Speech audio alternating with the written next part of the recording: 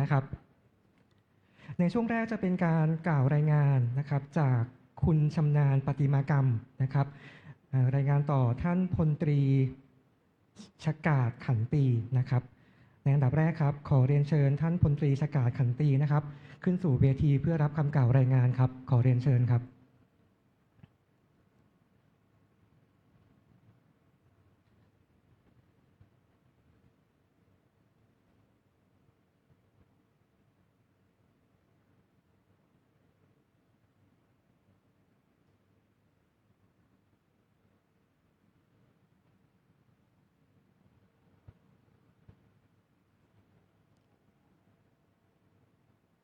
และขอเรียนเชิญคุณชำนาญประติมากรรมนะครับเป็นตัวแทนจากกลุ่มธรรมนาวานครปฐมได้กล่าวรายงานในครั้งนี้ครับ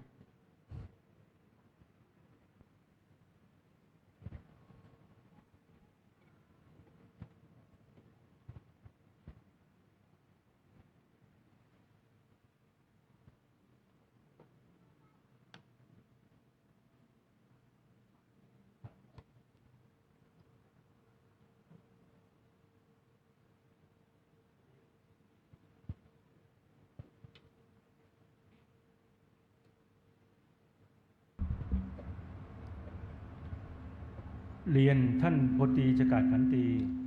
รองผู้อำนวยการศูนย์ประสานงานการปฏิบัติที่2 กอรมน.ในนามตัวแทนกลุ่มธรรมนาวาขอกราบขอบคุณท่านเป็นอย่างสูงที่ให้เกียรติมาเป็นประธานในการจัดงานกิจกรรมในครั้งการรักธรรมโครงการรักธรรมรุ่นที่1ประจำปีพ.ศ. 2567ในวันนี้ตามที่กลุ่มธรรมนาวาได้มีวัตถุประสงค์โครงการประกาศ1เพื่อให้ประชาชน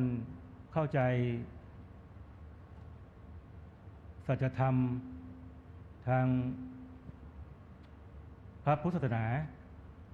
ซึ่งแท้จริงโครงการปราศจากความงดงามมองเห็นเส้นทางแห่งการ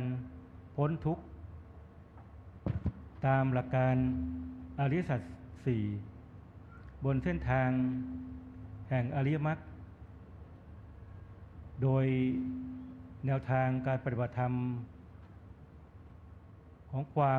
ของธรรมนาวาวังมาใช้ปฏิบัติจริงในการดำเนินชีวิตจึงได้ดำเนินการกิจกรรมนี้ขึ้นการจัดกิจกรรมครั้งนี้ได้รับความอนุเคราะห์จากท่านพระอาจารย์จารุวรรณโนภิกขุพระอาจารย์ต้นพระมหานิติศักดิ์เขมจิตโตพระอาจารย์มหาไสยมหาโลและพระมหาโชติธรรมมัคคโลพระมหาโชติเป็นวิทยากร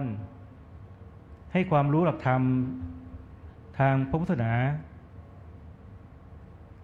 ที่แท้จริงกับประชาชนทั่วไปนักเรียนนักศึกษาจำนวน800คน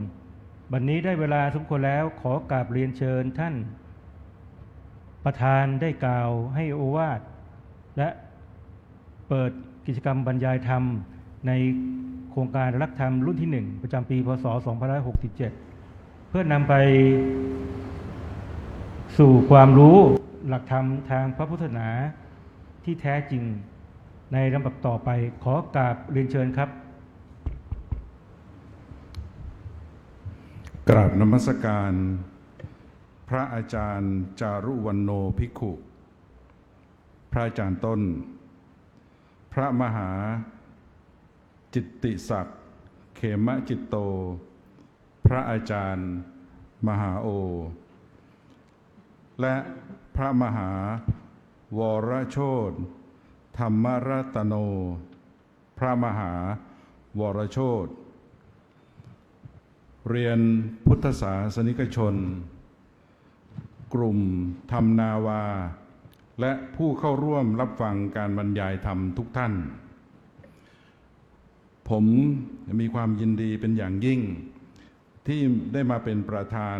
ในพิธีเปิดการจัดกิจกรรมบรรยายธรรมในโครงการรักธรรมรุ่นที่1ประจำปี 2567 ในวันนี้จากการที่ได้รับฟังคำกล่าวรายงานนับว่าเป็นเรื่องที่น่ายินดีเป็นอย่างยิ่งสำหรับพุทธศาสนิกชนประชาชนนักเรียนนักศึกษาทุกท่านที่ได้เข้าร่วมรับฟังการบรรยายธรรมจากการจัดกิจกรรมของกลุ่มธรรมนาวาเพื่อได้ปรับความรู้ความเข้าใจมีแนวคิดตามหลักธรรมทางพระพุทธศาสนาอย่างถูกต้องขอขอบคุณทุกท่านทุกฝ่ายที่มีส่วนเกี่ยวข้องทำให้การจัดกิจกรรมในครั้งนี้ประสบความสำเร็จโดยเฉพาะอย่างยิ่งกลุ่มธรรมนาวาที่ร่วมแรงร่วมใจกันจัดกิจกรรมเพื่อประโยชน์สูงสุดจะเกิดขึ้นกับประชาชนที่ได้เกิดปัญหาและมีปัญญาเห็นธรรมบัดนี้ได้เวลาอันสมควรแล้วผมขอเปิดการจัดกิจกรรมการบรรยายธรรมในโครงการรักธรรมรุ่นที่1ประจำปี 2567 ณ บัดนี้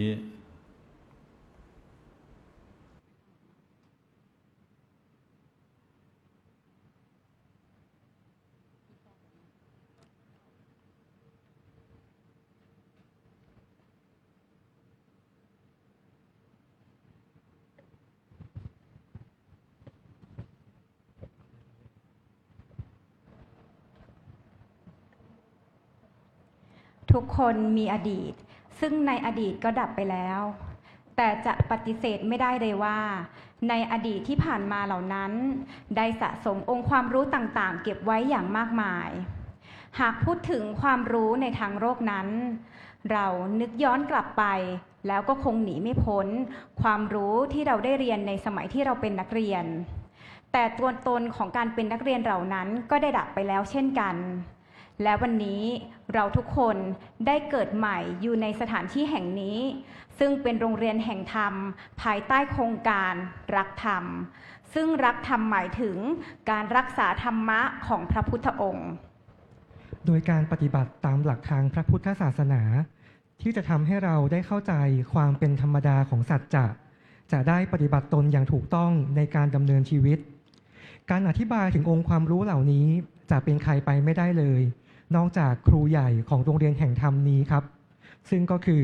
พระอาจารย์ต้นจารุวรรณโนภิกขุขอกราบนมัสการครับขอเรียนเชิญท่านด้านบนครับ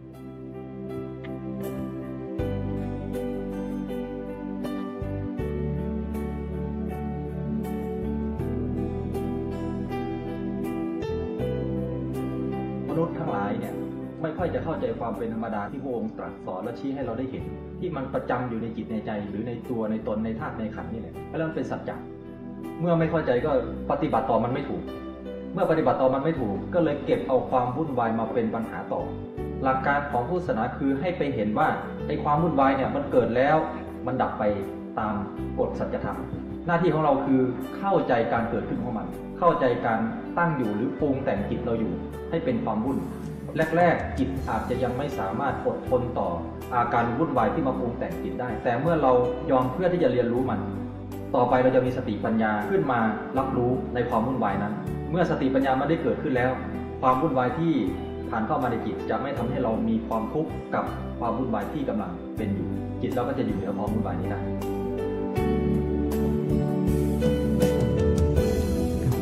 ข อเชิญทุกท่านกราบพระอาจารย์โดยพร้อมเพรียงกันครับ สามารถใช้พื้นที่ทางด้านล่างได้นะครับหากสะดวกครับ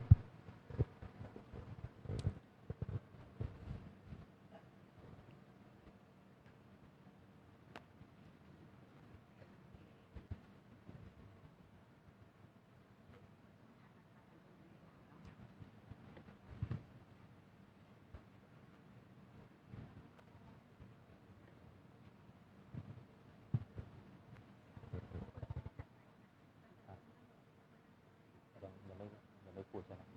โอเค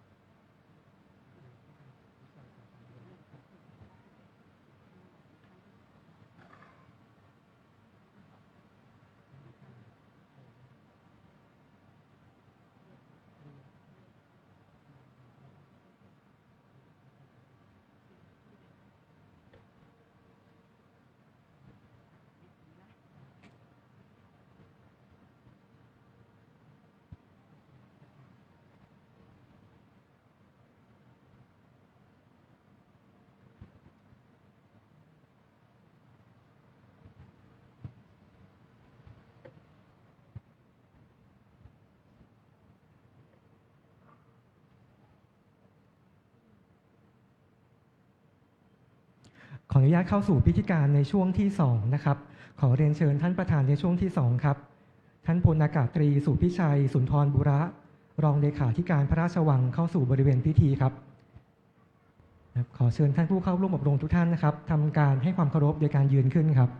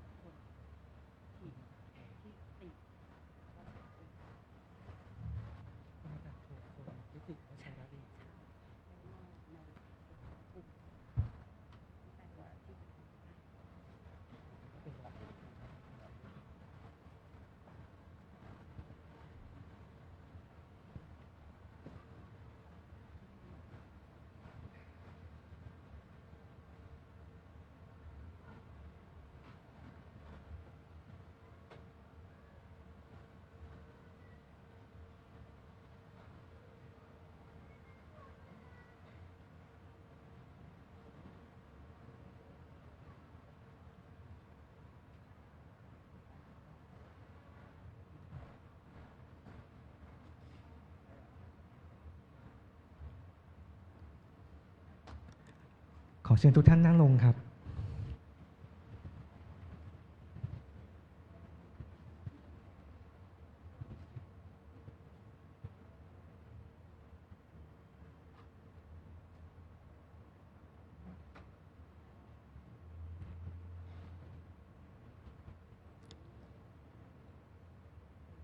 เรียนพลอากาศตรีสุพิชัยสุนทรบุระรองเลขาธิการพระราชวังในนามตัวแทนกลุ่มธรรมนาวา ขอกราบขอบคุณท่านเป็นอย่างสูงที่ให้เกียรติมาเป็นประธานในการจัดกิจกรรมการบรรยายธรรมในโครงการรักธรรมรุ่นหนึ่งประจำปี 2567 ในวันนี้ตามที่กลุ่มธรรมนาวาได้มีวัตถุประสงค์ของโครงการประการหนึ่งเพื่อให้ประชาชนเข้าใจหลักธรรมทางพระพุทธศาสนาที่แท้จริงโดยปราศจากความงมงายมองเห็นเส้นทางแห่งการพ้นทุกข์ตามหลักอริยสัจสี่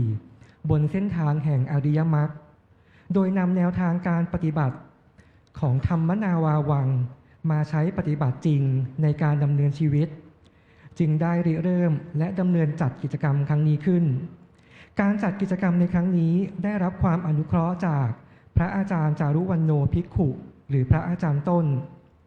พระมหาจิตติศักดิ์เขมจิตโตหรือพระมหาโอและพระมหาวรโชติธรรมรัตโนหรือพระมหาวรโชติมาเป็นวิทยากรให้ความรู้เกี่ยวกับหลักธรรมทางพระพุทธศาสนาที่แท้จริงกับประชาชนทั่วไปนักเรียนและนักศึกษาจำนวนทั้งสิ้น800คนการนี้พระบาทสมเด็จพระเจ้าอยู่หัวทรงพระกรุณาโปรดเกล้าพระราชทานชุดหนังสือธรรมนาวาวังและสิ่งของพระราชทานมอบแก่ผู้เข้าร่วมโครงการรักธรรมรุ่นที่1จำนวน749ชุดซึ่งได้มีตัวแทนกลุ่มต่างๆเป็นตัวแทนรับมอบในวันนี้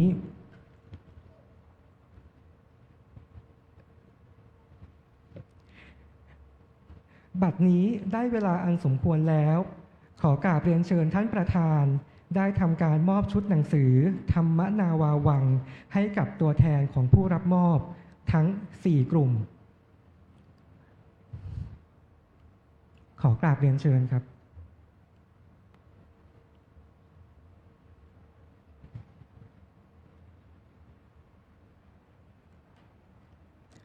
สำหรับผู้ที่รับมอบในวันนี้นะครับประกอบไปด้วยกลุ่มธรรมนาวากลุ่มผู้บริหารข้าราชการครูและนักศึกษาวิทยาลัยอาชีวศึกษานครปฐมกลุ่มข้าราชการครูและนักเรียนโรงเรียนราชินีบูรณะและกลุ่มประชาชนทั่วไป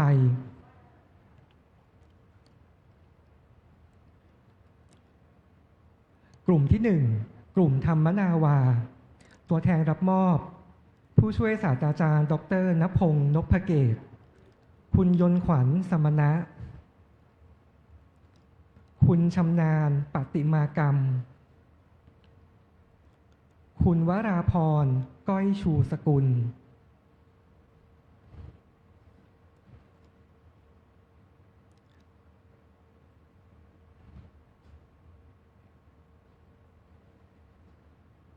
และคุณจิรยงอนุมานราชทน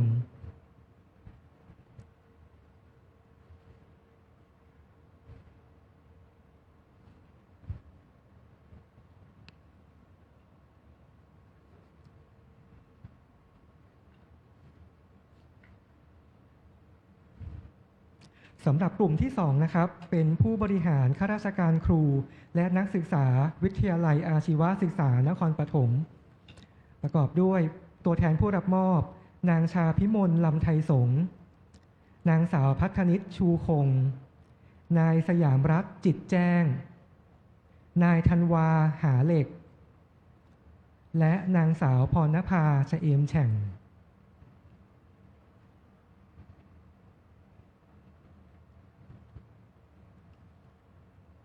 ครับขอเรียนเชิญท่านประธานได้นั่งพักผ่อนทางด้านล่างนะครับสำหรับผู้ที่จะมอบในชุดที่3นะครับได้แก่พลอากาศโทพลทิติวชรเดชขอกราบเรียนเชิญครับ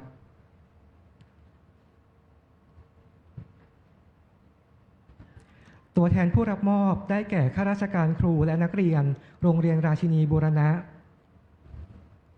นางสาวณัฐการโรจนพรประสิทธิ์นางสาววรกมลวงศ์สะทรบุญรัตน์นางสาวจิตรลดาเข็มทองและนางสาวปุณทิตาดวงดี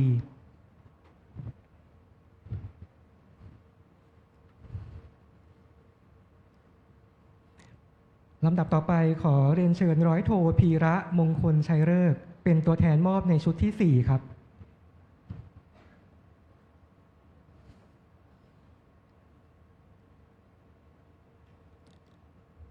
สำหรับผู้รับมอบในกลุ่มที่ 4 ได้แก่ประชาชนทั่วไป ตัวแทนผู้รับมอบ นางสาวิตรีพรหมโยธ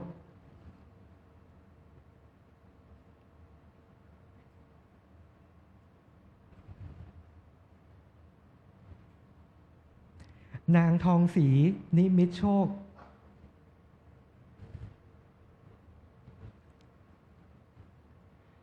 นายวรากรวงศธรบุญรัตน์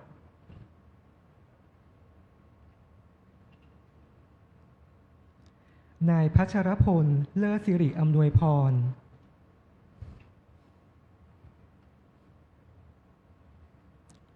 และนางจารุณีแซ่ลิ้ม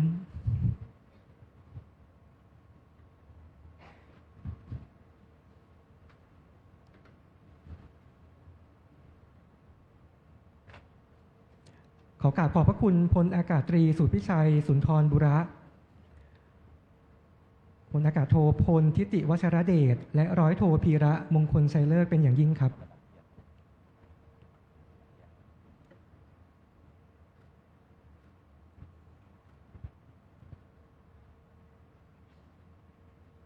ลำดับต่อไปนะครับเป็นช่วงเวลาที่สำคัญของเราอีกช่วงเวลาหนึ่งนะครับและเป็นช่วงเวลาที่สำคัญมากๆนะครับขอกราบอาราธนาพระอาจารย์ต้นนะครับพระมหาจารุวรรณโญภิกขุครับได้แสดงธรรมในหัวข้อธรรมนาวาวังในโครงการรักธรรมรุ่นที่ 1กราบนิมนต์ครับก็ขอเจริญพรกับท่านประธานในพิธีทุกท่านแล้วก็คณะญาติโยมที่เข้ามาร่วมรับฟังการบรรยายธรรมหลักปฏิบัติเพื่อความพ้นทุกข์ตามแนวทางการปฏิบัติของธรรมนาวาวังเนื่องจากว่าโครงการรักธรรมซึ่งมองเห็นว่าหนังสือธรรมะพระราชทานที่พวกเราได้รับมอบไปเมื่อกี้นี้นะเป็นธรรมะที่ทรงพระราชทานให้แก่พระสงฆ์นิกรแต่ว่าเนื้อหาในหนังสือบางท่านอาจจะยังไม่เข้าใจความหมายที่ดีพอว่าเนื้อหานั้นควรจะถอดใจความออกมาเพื่อใช้ในวิถีชีวิตประจำวันได้อย่างไรเนื่องจากว่าธรรมะที่ทรงพระราชทานนี้เพื่อจะเป็นประโยชน์สูงสุดแก่พระสงฆ์นิกรในการที่จะใช้หลักธรรมอย่างมีปัญญาการที่ทรงพระราชทานหนังสือธรรมนาวาวังมาเพื่อพระสงฆ์นิกรนั้นก็เพื่อที่จะให้พระสงฆ์นิกรได้ใช้หลักธรรมบนชีวิตจริงของตนเองจุดประสงค์เดียวก็คือการดับทุกข์อยู่บนจิตใจของมนุษย์ฉะนั้นโครงการรักธรรมจึงได้ตั้งหัวข้อหลักการปฏิบัติเพื่อความพ้นทุกข์ตามแนวทางปฏิบัติธรรมนาวาวังโดยพระอาจารย์เองซึ่งเนื้อหาในหนังสือก็คือเนื้อหาหลักการปฏิบัติในหลักการชาวพุทธหรือแนวทางชาวพุทธที่พวกเราเคยได้รับหนังสือมาก่อนหน้านี้ซึ่งหลายคนอาจจะคุ้นเคยกับแนวทางที่พระอาจารย์ได้สอนมาก่อนหน้านี้แล้วแต่บางท่านที่มาใหม่นะบางคนที่ยังไม่เข้าใจทางโครงการหรือการบรรยายธรรมในโอกาสนี้ก็จะให้ความรู้แล้วก็เปิดโอกาสให้กับพวกเราเขียนคำถามลงในแผ่นกระดาษเพื่อส่งมาถามในความสงสัยที่อยากจะรู้ฉะนั้นพระอาจารย์ก็จะให้ความรู้ในการบรรยายองค์ความรู้ที่อยู่ในหนังสือหลักการปฏิบัติเพื่อความพ้นทุกข์เพราะนี่คือสิ่งเดียวที่พระพุทธศาสนาอุบัติขึ้นมาในโลกก็คือการดับทุกข์ให้กับชีวิตมนุษย์และความเป็นพระพุทธศาสนาที่สืบทอดมา 2,560 กว่าปีนั้นเป็นการสืบทอดผ่านศาสนาที่รักษาไว้ซึ่งตัวหลักคำสอนตัวหลักคำสอนที่พระองค์ค้นพบไม่ใช่หลักคำสอนที่ถูกตกแต่งขึ้นมาใหม่หรือบัญญัติขึ้นมาใหม่แต่เป็นหลักคำสอนที่พูดถึงความจริงที่มีอยู่ในกฎทางธรรมชาติการที่มนุษย์ไม่ได้เข้าใจกฎทางธรรมชาตินี้นี่เองจึงเป็นปัญหาต่อตัวของมนุษย์เองที่ไม่ได้เคยเข้าใจมนุษย์มีความทุกข์อยู่ภายในชีวิตนั่นคือสิ่งที่ไม่มีใครสามารถปฏิเสธได้ความทุกข์เมื่อ10 ปีที่แล้วเราก็ยังทุกข์กับมันอยู่ความทุกข์ที่จะเกิดขึ้นในอนาคตเราก็พร้อมที่จะทุกข์กับมันความทุกข์ที่กำลังเป็นปัจจุบันนี้เรากำลังจะได้รับผลของมันอยู่ ฉะนั้นบรรดาความทุกข์ที่กำลังจะเกิดขึ้นกับเราสิ่งเดียวที่จะไปแก้ไขความทุกข์ที่อยู่บนจิตใจเรานั้นคือกระบวนการแห่งการเรียนรู้หรือการปฏิบัติต่อความทุกข์นั้นอย่างถูกต้องอย่างไรการที่มนุษย์มีความทุกข์บนชีวิตของมนุษย์ไม่ใช่ความผิดพลาดของความทุกข์และไม่ใช่ความผิดพลาดของชีวิตที่มีความทุกข์อยู่แต่เป็นความผิดพลาดของความไม่รู้ในสิ่งที่เรียกว่าทุกข์ทางด้านสัจจะหรือความจริงความจริงหรือว่าหลักธรรมชาติหรือกฎทางธรรมชาติกำหนดไว้ตายตัวแล้วว่าสร้างขิตเตนะปัญจุปาดานาคันธาดุขาหมายถึงว่าขันธ์ห้าหรือตัวชีวิตนี้มีความทุกข์อยู่ในนี้อยู่ทุกข์เพราะความแก่ทุกข์เพราะความเจ็บทุกข์เพราะความตายทุกข์เพราะความพลาดพลาดทุกข์เพราะความไม่ได้ดั่งใจหมายทุกข์เพราะปรารถนาสิ่งใดไม่ได้สิ่งนั้นทุกข์เพราะความคับแค้นทางจิตทางใจความทุกข์อีกต่างๆนานาประการที่เกิดขึ้นอยู่บนจิตใจเราแล้วทำให้จิตใจของเรามีปัญหาตามมาหลายอย่างแล้วเมื่อใดก็ตามที่เราไม่มีความรู้หรือไม่มีความเข้าใจในการที่จะปฏิบัติต่อความทุกข์หรือกระบวนการแห่งความรู้ใดๆก็ตามที่ไม่เพียงพอในการที่จะใช้ในการรับมือกับความทุกข์นั้นชีวิตของเราก็จะได้รับโทษแห่งความทุกข์ที่มันเกิดขึ้นอยู่บนตัวของชีวิตและความทุกข์ที่เกิดขึ้นนี้เราไม่สามารถปฏิเสธหรือผลักไปให้คนใดคนหนึ่งรับผิดชอบความทุกข์ที่เกิดขึ้นกับตัวเราได้มีแต่ตัวเราเท่านั้นที่จะรับผิดชอบความทุกข์ที่บนชีวิตของเราฉะนั้นหลักปฏิบัติเพื่อความพ้นทุกข์ตามแนวหลักทางปฏิบัติธรรมนาวาวังนี้จึงเป็นความหมายที่สำคัญที่อยู่ในหนังสือที่จะมอบให้กับพระสงฆ์นิกรซึ่งพวกเราทุกคนก็จะได้รับกันในช่วงเช้าก็เป็นการมอบกับตัวแทนก่อนนะช่วงเย็นถ้าใครยังอยู่ถึงตอนเย็นยังจะได้รับอยู่ถ้าใครอยู่ไม่ถึงก็น่าเสียดายมากฉะนั้นหวังว่าพวกเราจะอยู่กันครบกันทุกคนที่อยู่ที่นี่คงไม่หายหน้าหายตากันไปไหนพระอาจารย์ก็ยังจะอยู่ถึงตอนเย็น ฉะนั้นแล้วหลักความรู้ที่จะเกิดขึ้นในวันนี้ขอให้พวกเราถ้าสงสัยข้อไหนให้ตั้งคำถาม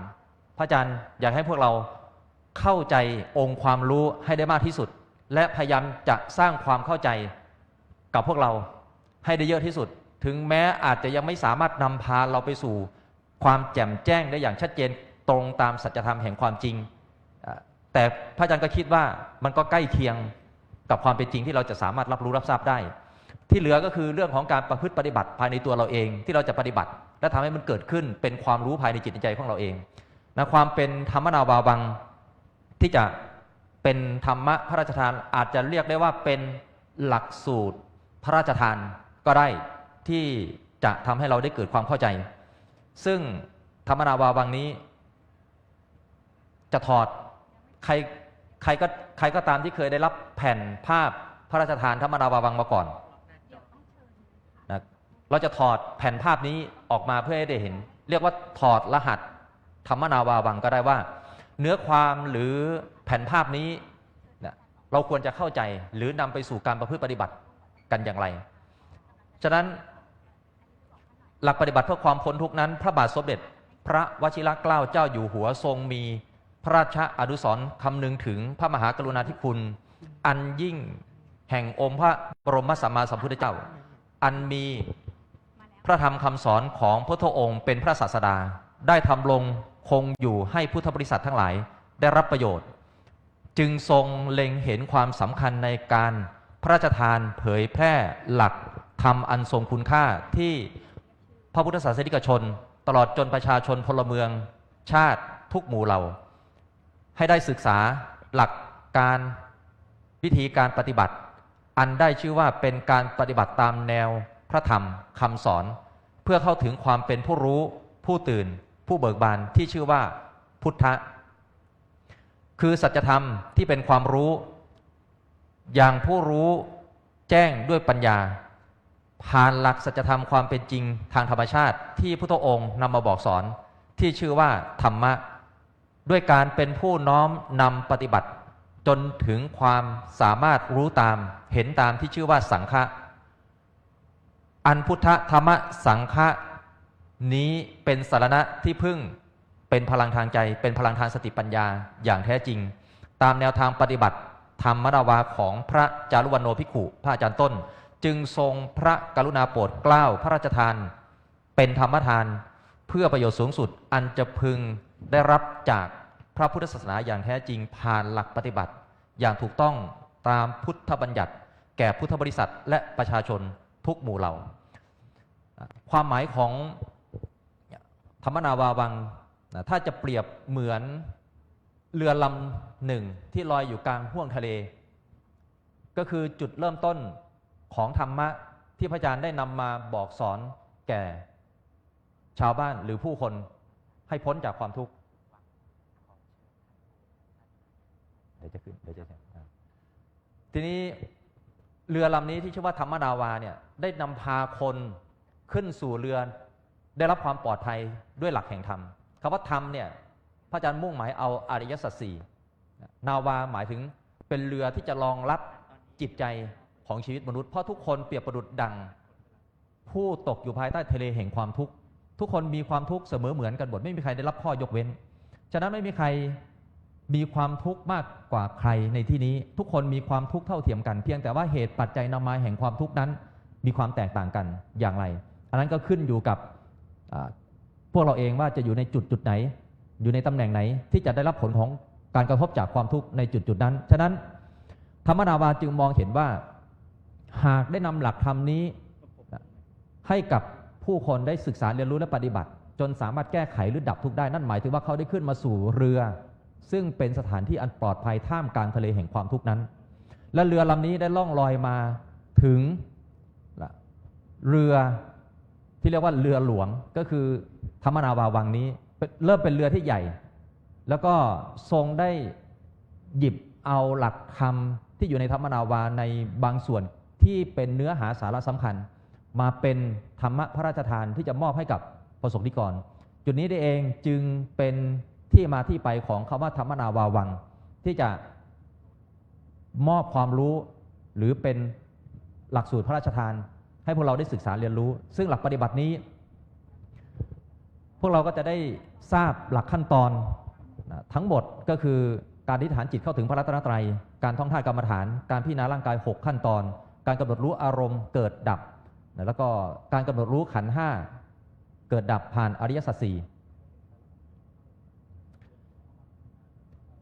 ในชีวิตของมนุษย์ที่ใช้ชีวิตอยู่บนโลกมนุษย์นี้หากเราไม่ได้มีความรู้ในการที่จะเข้าไปสู่การปฏิบัติต่อความทุกข์ที่อยู่บนจิตใจของเรานั่นหมายถึงว่าเรามีความผิดพลาดอะไรบางอย่างที่สร้างปัญหาซ้ำแล้วซ้ำเล่ากับความทุกข์ที่วนเวียนอยู่ในจิตในใจของเราแล้วหาทางออกจากมันไม่ได้ตรงนี้นี่เองที่อาจารย์มองว่าหากว่าได้องค์ความรู้หรือกระบวนการปฏิบัติต่อความทุกข์ภายในใจของเราอย่างถูกต้องและสามารถที่จะแก้ไขปัญหาแก้ไขทุกข์อยู่บนจิตใจของเราได้การใช้ชีวิตอยู่บนโลกมนุษย์นี้ก็จะเป็นการใช้ชีวิตอย่างมีทุกข์น้อยลงหรือสามารถทำให้ทุกข์นั้นดับไปได้แล้วก็มีหลายคนที่ตั้งใจมาที่นี่มาช่วยงานพระอาจารย์ในการที่จะแชร์ประสบการณ์และบอกสอนว่าหลักปฏิบัติทั้งหมดที่ทำให้เกิดการดับทุกข์บนจิตใจของเขาได้ก็คือหลักปฏิบัติอยู่ในธรรมนาวาวังนี้ซึ่งพระอาจารย์จะนิมนต์พระมหาโอก็คือพระมหาจิตติศักดิ์เขมจิตโตแล้วก็พระมหาวรโชติขึ้นมาร่วมเป็นผู้ให้ความรู้หรือบรรยายธรรมให้กับพวกเราในโอกาสนี้ด้วยก็นิมนต์พระทั้งสองท่านขึ้นมาในช่วงเวลานี้ได้เลยในตอนนี้หลักการปฏิบัติที่หลายท่านเคยสัมผัสกับการระลึกถึงพระรัตนตรัยมาแล้วแล้วพระอาจารย์ก็เชื่อว่าการระลึกถึงพระรัตนตรัยเนี่ยทุกคนเข้าใจคำว่าพระรัตนตรัยคือพระพุทธพระธรรมพระสงฆ์มาก่อนทางด้านศาสนาการที่พวกเราทุกคนเคยเข้าใจคำว่าพระพุทธพระธรรมพระสงฆ์มาก่อนแต่การเข้าถึงความเป็นพระพุทธพระธรรมพระสงฆ์นั้นจะเข้าถึงอย่างไรอันนี้แหละคือปัญหาฉะนั้นปัญหาเหล่านี้ที่พวกเราไม่สามารถเข้าถึงพระรัตนตรัยได้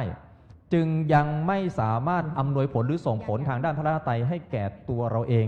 ซึ่งพวกเรารู้ดีว่าพระรัตนตรัยก็คือที่พึ่งของพวกเราแล้วพระรัตนตรัยที่เป็นที่พึ่งนี้เราไม่รู้ด้วยซ้ำว่าเราจะพึ่งอย่างไรการที่เราไม่รู้ด้วยซ้ำว่าเราจะพึ่งพระรัตนตรัยอย่างไรจึงเกิดปัญหาทางการพึ่งพาในจิตใจของเราเองว่าเราจะพึ่งพาพระรัตนตรัยจนเป็นผลรองรับและเป็นผลดีในการใช้ชีวิตร่วมกันกับวิถีชีวิตที่เราเป็นอยู่อย่างไรที่จะแก้ไขทุกข์และแก้ไขปัญหาให้กับพวกเราด้วยการที่เราไม่สามารถพึ่งพาพระรัตนตรัยได้จึงเกิดมีที่พึ่งอื่นอีกที่ไม่ใช่พระรัตนตรัยที่ถูกสร้างขึ้นมาทดแทนการพึ่ง พระรัตนตรัยทางศาสนา แล้วที่พึ่งเหล่านั้นเป็นที่พึ่งที่พระพุทธเจ้าไม่ได้ยกขึ้นหรือมอบไว้ให้พุทธบริษัทใช้เป็นที่ยึดพึ่ง แล้วที่พึ่งเหล่านั้นจะนำพาเราหนีออกจากการพึ่งพาพระรัตนตรัยไปไกลมาก แล้วการพึ่งพาในสิ่งเหล่านั้นมักจะเป็นการพึ่งพาสิ่งที่อยู่นอกตัวเรา เมื่อมนุษย์ไม่เคยเข้าใจว่าที่พึ่งภายในมีอยู่มนุษย์จึงพยายามแสวงหาที่พึ่งภายนอกและการที่มนุษย์พยายามแสวงหาที่พึ่งภายนอกมนุษย์จะไม่เจอที่พึ่งอย่างแท้จริงแม้ที่พึ่งนั้นอาจจะช่วยทำให้เรารู้สึกดีในบางวาระแต่แน่นอนว่าพวกเรามีผลลัพธ์ของความจริงที่เกิดขึ้นอยู่บนจิตใจของเราแล้วว่าความทุกข์จริงๆมันไม่ได้ถูกแก้ไขความทุกข์จริงๆมันไม่เคยได้หายไปมันอาจจะช่วยเราในบางคราวบางวาระแต่ทั้งนี้หลักปฏิบัติในการระลึกถึงพระรัตนตรัยที่พระอาจารย์พูดถึงมันจะส่งผลลงระดับถึงจิตวิญญาณภายในตัวเราเองจะเกิดการเปลี่ยนแปลงจากข้างในแล้วสามารถที่จะยึดพึ่งพระรัตนตรัยภายในจิตภายในใจของเราได้ไม่ใช่ที่พึ่งภายนอกการที่เราสามารถกลับมาสู่การพึ่งพาพระรัตนตรัยภายในจิตในใจของเราได้จะเข้าสู่หลักการของการพึ่งพาตนเองการพึ่งพาตนเองเป็นการพึ่งพาที่พระพุทธองค์ทรงตรัสกำชับหรือกำกับไว้ว่าอัตตาหิอัตโนนาโถเป็นบทธรรมที่พวกเรามีความคุ้นเคยกันมาแล้วบทธรรมที่พวกเราคุ้นเคยเหล่านี้เราเองไม่รู้ด้วยซ้ำว่าเราจะพึ่งพาตนเองอย่างไรการที่กลับมาสู่การพึ่งพาตนเองนั้นควรจะเริ่มต้นอย่างไรเริ่มต้นที่ศรัทธาในตนเองก่อนเรามีความศรัทธาว่ามนุษย์เราคนคนหนึ่งทำดีเราเองนี่แหละเป็นผู้กระทำดีแล้วเกิดเป็นผลดีกับเราทำไม่ดีเราเองนี่แหละเป็นผู้ทำในสิ่งที่ไม่ดีแล้วเกิดผลไม่ดีกับเราถ้าเรากลับมาสู่หลักการที่ถูกต้องซึ่งเป็นกฎทางธรรมชาติด้วยเรียกว่ากฎแห่งกรรมเนี่ยกรรมุนาวัตติโลโกกฎนี้ไม่มีใครสร้างขึ้นแต่คำว่ากฎเนี่ยมันเป็นธรรมชาติที่มันเป็นอย่างนี้อยู่แล้วธรรมชาติที่เป็นอย่างนี้อยู่แล้วเนี่ยถูกค้นพบและถูกนำมาบอกสอนฉะนั้นการค้นพบของพระสัมมาสัมพุทธเจ้าจึงเกิดเป็นองค์ความรู้ที่สำคัญเพื่อที่จะปลุกมหาชนให้ตื่นรู้ขึ้นมาและเข้าใจความเป็นจริงว่ามนุษย์สามารถกำหนดชีวิตของตนเองได้จะเป็นเทวดาก็เป็นด้วยการประพฤติดีในขณะที่เป็นมนุษย์จะไปเป็นพรหมก็เป็นด้วยการที่มนุษย์ประพฤติบำเพ็ญในกุศลธรรมให้ตนเองได้เป็นผลรองรับในความเป็นพรหมจะไปเป็นสัตว์เดรัจฉานมนุษย์เองนี่แหละที่ประพฤติที่ไม่ตรงตามหลักธรรมแล้วไปสู่กำเนิดสัตว์เดรัจฉานด้วยความเป็นมนุษย์ด้วยตัวของมนุษย์เองไปเป็นเปรตผีปีศาจอสุรกายหรือตกนรกก็มนุษย์เองเป็นผู้กระทำกรรมอะไรบางอย่างที่รองรับชีวิตตนเองให้เป็นไปในเบื้องหน้าที่ให้รับผลแบบนั้นหรือเป็นมนุษย์ในเวลานี้ก็คือการกระทำของมนุษย์เองไม่ใช่การกระทำของใครกฎทางธรรมชาติกำหนดความเป็นตัวของมนุษย์ไว้อยู่แล้วอย่างนี้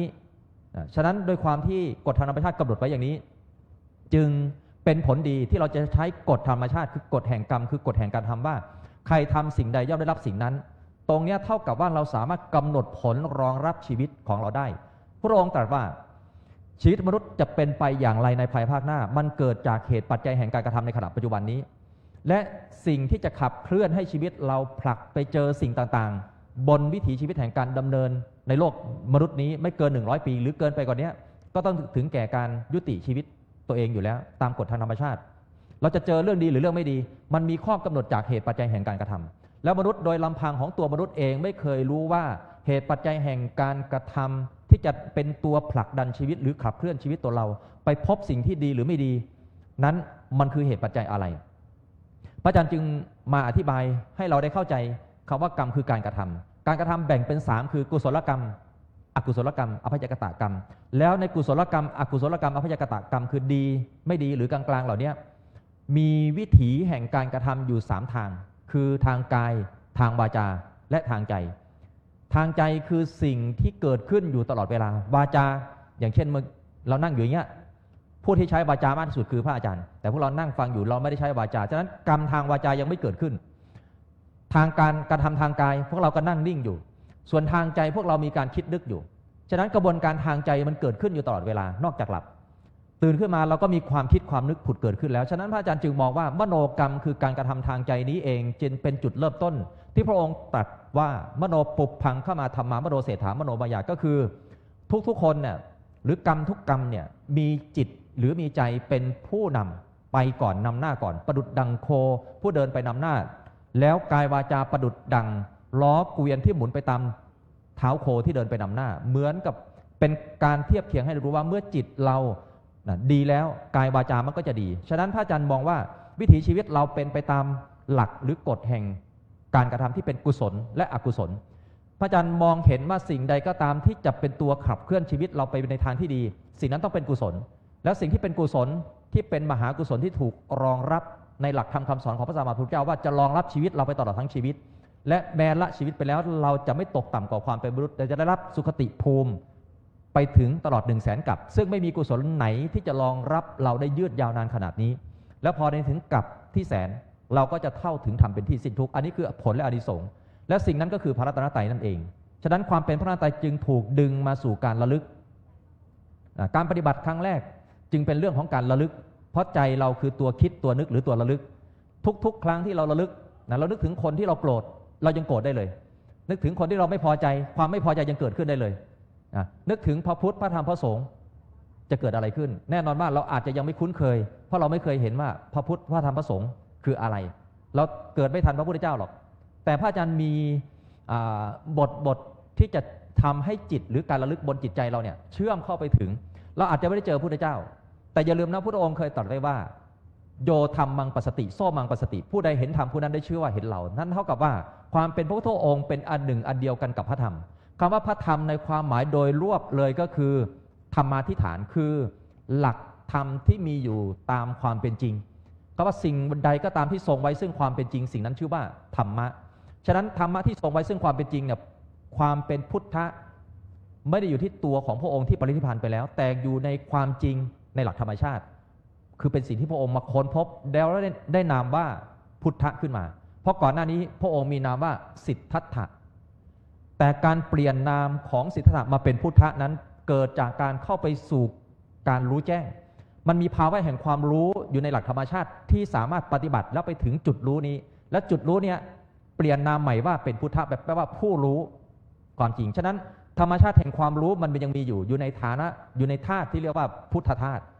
พุทธธาตุคือธาตุแห่งความรู้แจ้งเนี่ยหรือปัญญาแห่งความรู้แจ้งเนี่ยยังมีอยู่ในปัจจุบันนี้แม้ไม่มีพระพุทธองค์มาค้นพบก็จะมีบุคคลอีกบุคคลหนึ่งที่ชื่อว่าปัจเจกพุทธะมาค้นพบก็ได้ชื่อว่าปัจเจกพุทธเจ้าเรียกว่ารู้เฉพาะตนรู้เฉพาะตนคือไม่กล่าวสอนคนอื่นรู้ตนเองแล้วก็จบภายในตนเองไม่บอกสอนใครอันนั้นก็เรียกว่าปัจเจกพุทธะแต่สัมมาสัมพุทธะเนี่ยได้ชื่อว่าพุทธะไม่ใช่ปัจเจกะเพราะนำเรื่องราวเหล่านี้มาบอกสอนวางรูปแบบของศาสนาแล้วศาสนาก็ตกมาถึงพวกเราเป็นผู้รับสืบทอดพระศาสนามาสิ่งหนึ่งที่พวกเราควรจะเข้าใจก็คือสิ่งสักการะสูงสุดทางพุทธศาสนาก็คือพระรัตนตรัยฉะนั้นบทพุทโธเมนาโถธัมโมเมนาโถสังโฆเมนาโถคือบทที่จะเชื่อมโยงระหว่างใจเรากับธรรมชาติแห่งความเป็นจริงในหลักธรรมชาตินี้เข้ามาเป็นเครื่องรองรับทางจิตใจแล้วเราจะยึดพึ่งเครื่องรองรับทางจิตใจนั้นตรงนี้พระอาจารย์จะมอบให้กับพระมหาจิตติศักดิ์มหาโอนำเราเข้ามาสู่การเข้าใจเนื้อหาของการระลึกถึงอธิษฐานจิตเข้าถึงพระรัตนตรัยว่าพวกเราควรจะต้องปฏิบัติกันอย่างไรนิมนต์ครับ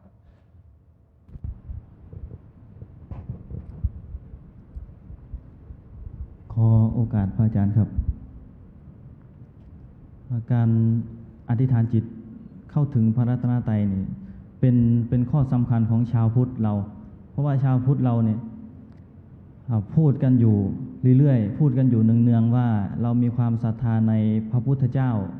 มีความศรัทธาในพระธรรมมีความศรัทธาในพระสงฆ์แต่ถ้ามีคำถามว่าพระพุทธคืออะไรพระธรรมคืออะไรพระสงฆ์คืออะไรเรากลับจะมีความสงสัยหรือว่าหาคำตอบให้กับตนเองไม่ได้นั่นเพราะว่าเราไม่รู้จักพระพุทธพระธรรมพระสงฆ์เพราะนั้นการที่เราจะรู้จักพระพุทธพระธรรมพระสงฆ์ได้เราต้องระลึกหาถ้าเราไม่ระลึกเราไม่นึกถึงเราไม่คิดถึงเราก็จะไม่เจอคำตอบว่าพระพุทธคืออะไรพระธรรมคืออะไรพระสงฆ์คืออะไรเนี่ยแล้ว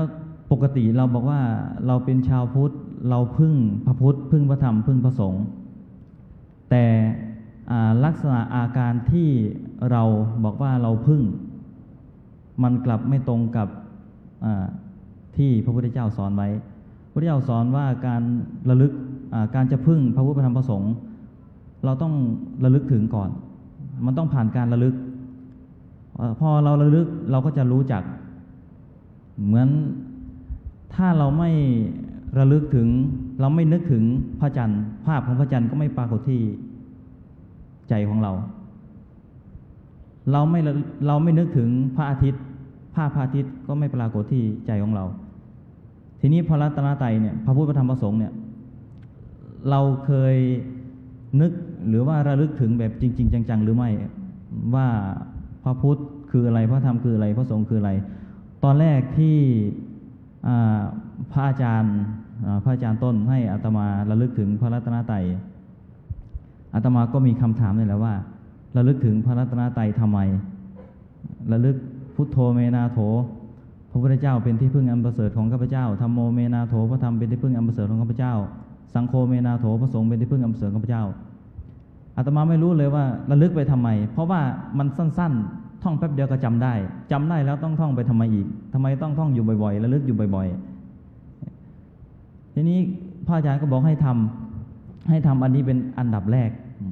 ถ้าไม่ทำอันนี้อันอื่นเหมือนกับว่าอย่างนี้บทพุทโธเมนาโถมันสั้นอย่างนี้ก็จำได้แล้วทำไมต้องไปท่องซ้ำๆใช่ไหมครับคือไม่เข้าใจความหมายว่าทำไมต้องท่องซ้ำครับแล้วความหมายของการท่องซ้ำเป็นยังไงตรงนี้คือสิ่งที่ท่านต้องอธิบายที่ต้องท่องอยู่ย้ำๆซ้ำๆเพราะว่า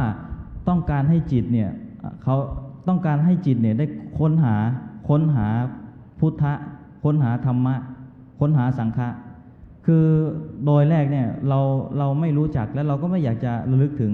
แต่พอได้ระลึกไปเรื่อยๆท่องไปเรื่อยๆระลึกไปเรื่อยพุทโธเมนาโถพระเจ้าเป็นที่พึ่งอันประเสริฐของข้าพเจ้าธัมโมเมนาโถพระธรรมเป็นที่พึ่งอันประเสริฐของข้าพเจ้า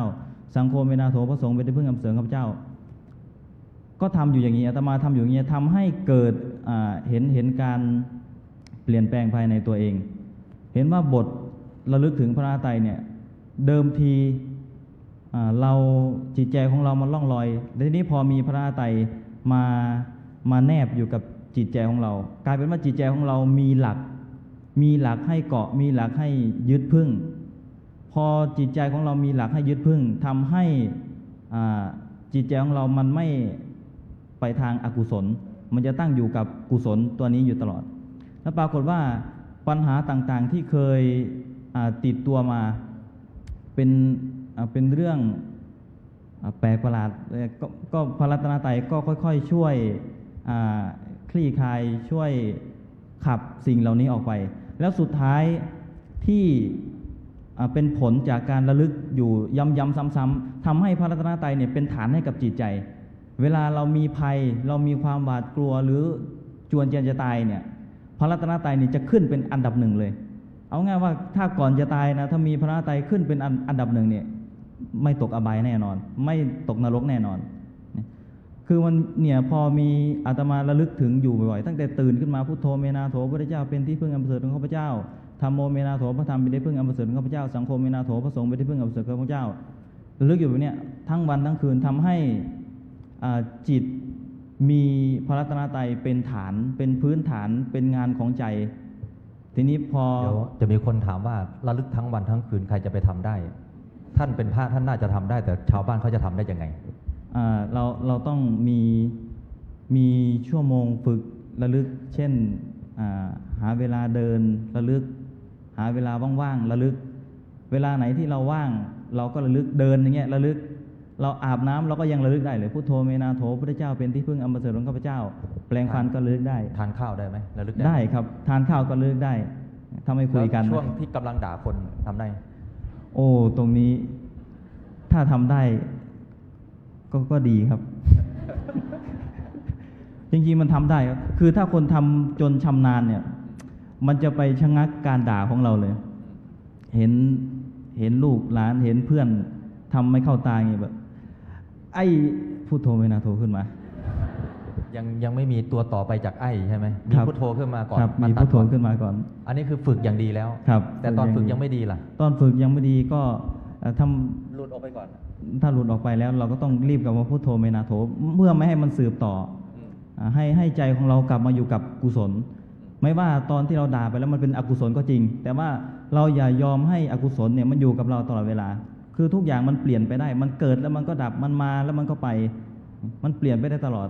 เราพลั้งเผลอไปทำอกุศลเราก็สามารถตั้งใจของเรามาอยู่ในส่วนที่เป็นกุศลได้ก็มีพระรัตนตรัยเนี่ยง่ายที่สุด ในส่วนที่เป็นกุศลในส่วนที่จะทำให้จิตใจของเรากลับมาอยู่ในส่วนของกุศลได้จริงๆถ้าเรามองดูในช่วงเวลาแต่ละชีวิตวงจรชีวิตเรามีช่วงเวลาที่จะระลึกถึงพระไตรค่อนข้างจะเยอะมากกว่าเพราะเราไปใช้เวลาในการเกาะอยู่กับอารมณ์นั้นกล่าวโทษคนนี้เพ่งโทษคนโน้นเห็นแต่คนนั้นไม่ดีคนมีเรื่องราวคนอื่นอยู่บนจิตใจตัวเองหมดเลยแต่ไม่มีพระรัตนตรัยครับผมถ้าเรามามองจริงๆเราจะมีช่วงเวลาของการระลึกเยอะมากอยู่ในแต่ละวันใช่ไหมครับผมยังไม่ใช่เฉพาะพระมีเวลาบ้างนะท่านก็เรียนนะท่านก็เรียนนี่ท่านก็เรียนเยอะเหมือนกันนะตลอดทั้งวันเหมือนกันแต่ท่านก็มีช่วงเวลาของการระลึกถึงพระรัตนตรัยลองแนะนำดูสิว่าเราแบ่งเวลายังไงครับท่านมหาโอ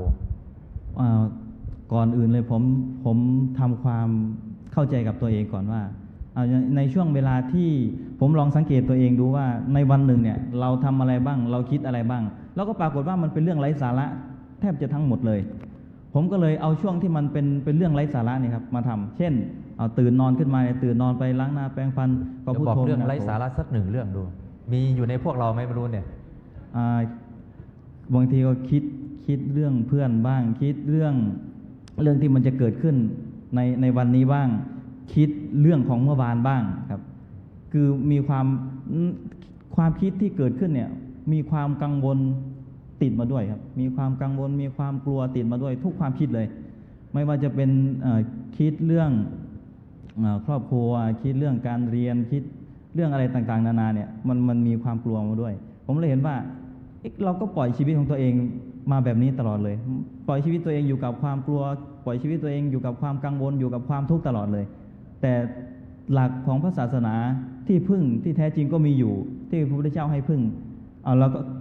เอามาแทนที่ครับเอามาแทนที่มันไร้สาระเนี่ยตื่นนอนแปรงฟันเดินฉันข้าวครับเดินไปโรงเรียนเนี่ยตอนเรียนก็ไม่ได้ระลึกตอนเรียนก็เรียนไปพักเรียนก็ระลึกฉันเพลพักเที่ยงก็ระลึกถึงพระรัตนตรัยครับช่วงทำงานที่พระอาจารย์ให้ทำงานไม่ว่าจะเป็นถางหญ้าบ้างขนดินบ้างปลูกต้นไม้บ้างก็ระลึกไปครับระลึกไปตอนนอนก็ระลึกไปอย่างเงี้ยเราเริ่มฝึกจากช่วงเวลาที่เราพอที่จะทำได้ช่วงเวลาบ้างๆแล้วพอมันต่อเนื่องมันจะเป็นบอกได้ไหมครับว่าช่วงต่อเนื่องที่ท่านคิดว่ามันมีจุดต่อเนื่องแล้วใช้เวลาประมาณกี่วันที่มันแนบติดกับจิตอย่างเงี้ยตอนผมทำ2 วันครับทำอยู่2 วันแสดงว่ามีความเพียรสูงมาก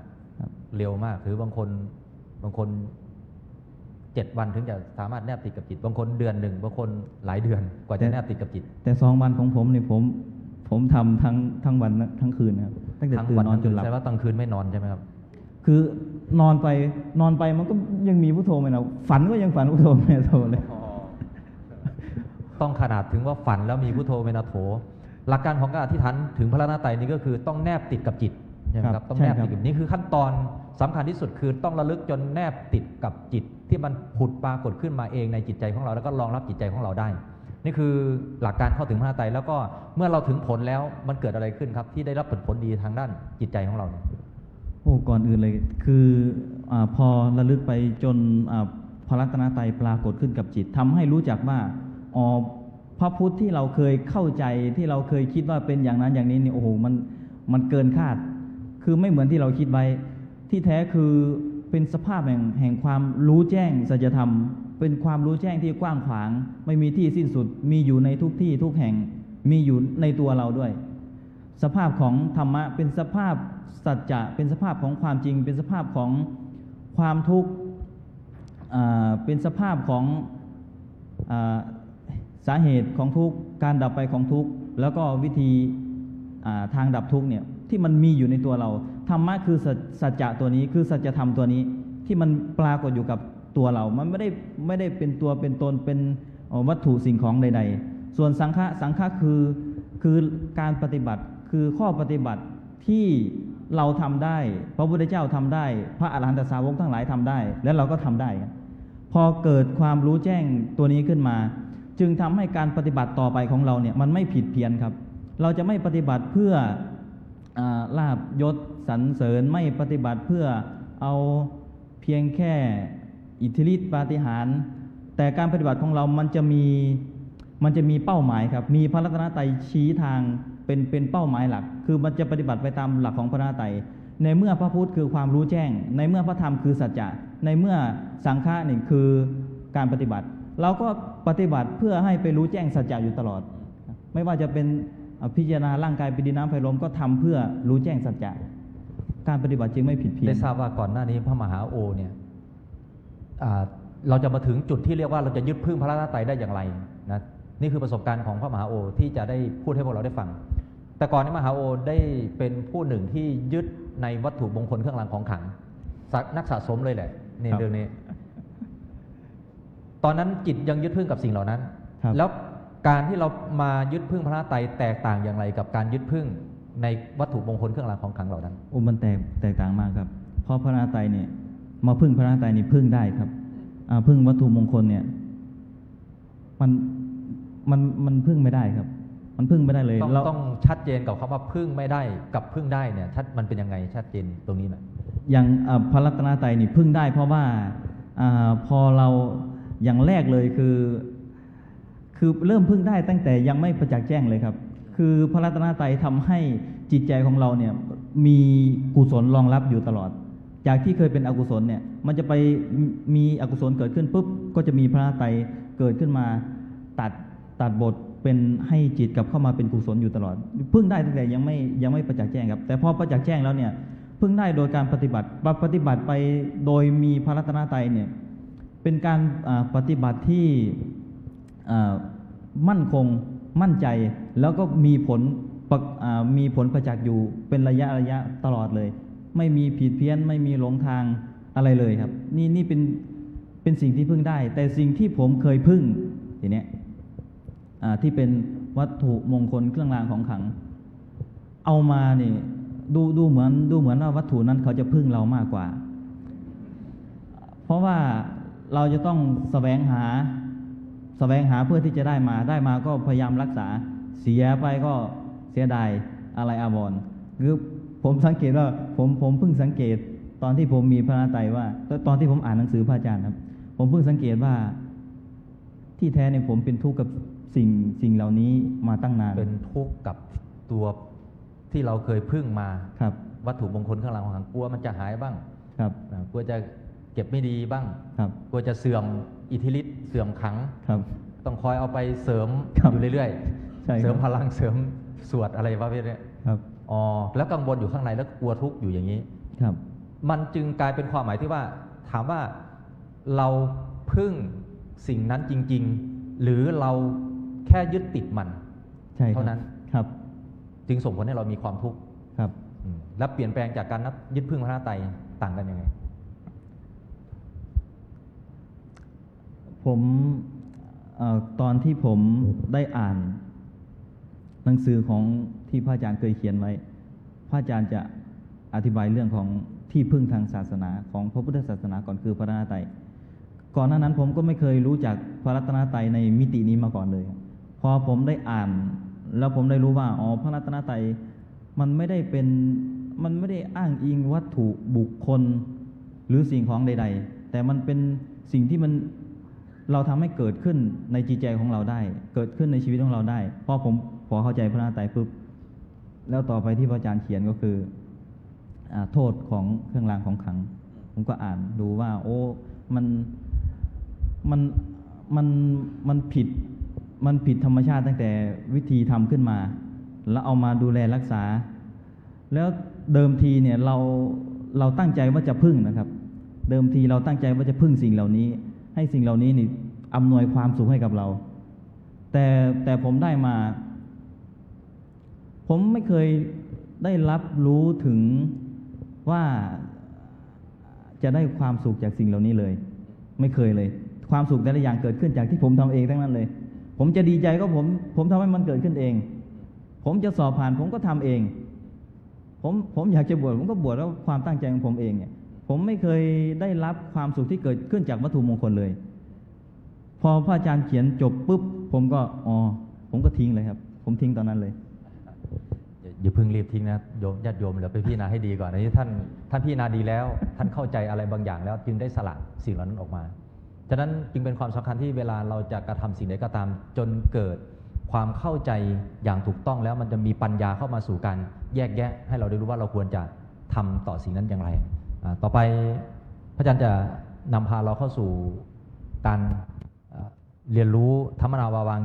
ในขั้นตอนของการทักอารมณ์แน่นอนว่าทุกคนมีอารมณ์เกิดขึ้นอยู่บนจิตใจแล้วสามารถเกิดขึ้นได้ทุกวี่ทุกวันแม้ขณะนี้ก็กำลังจะเกิดขึ้น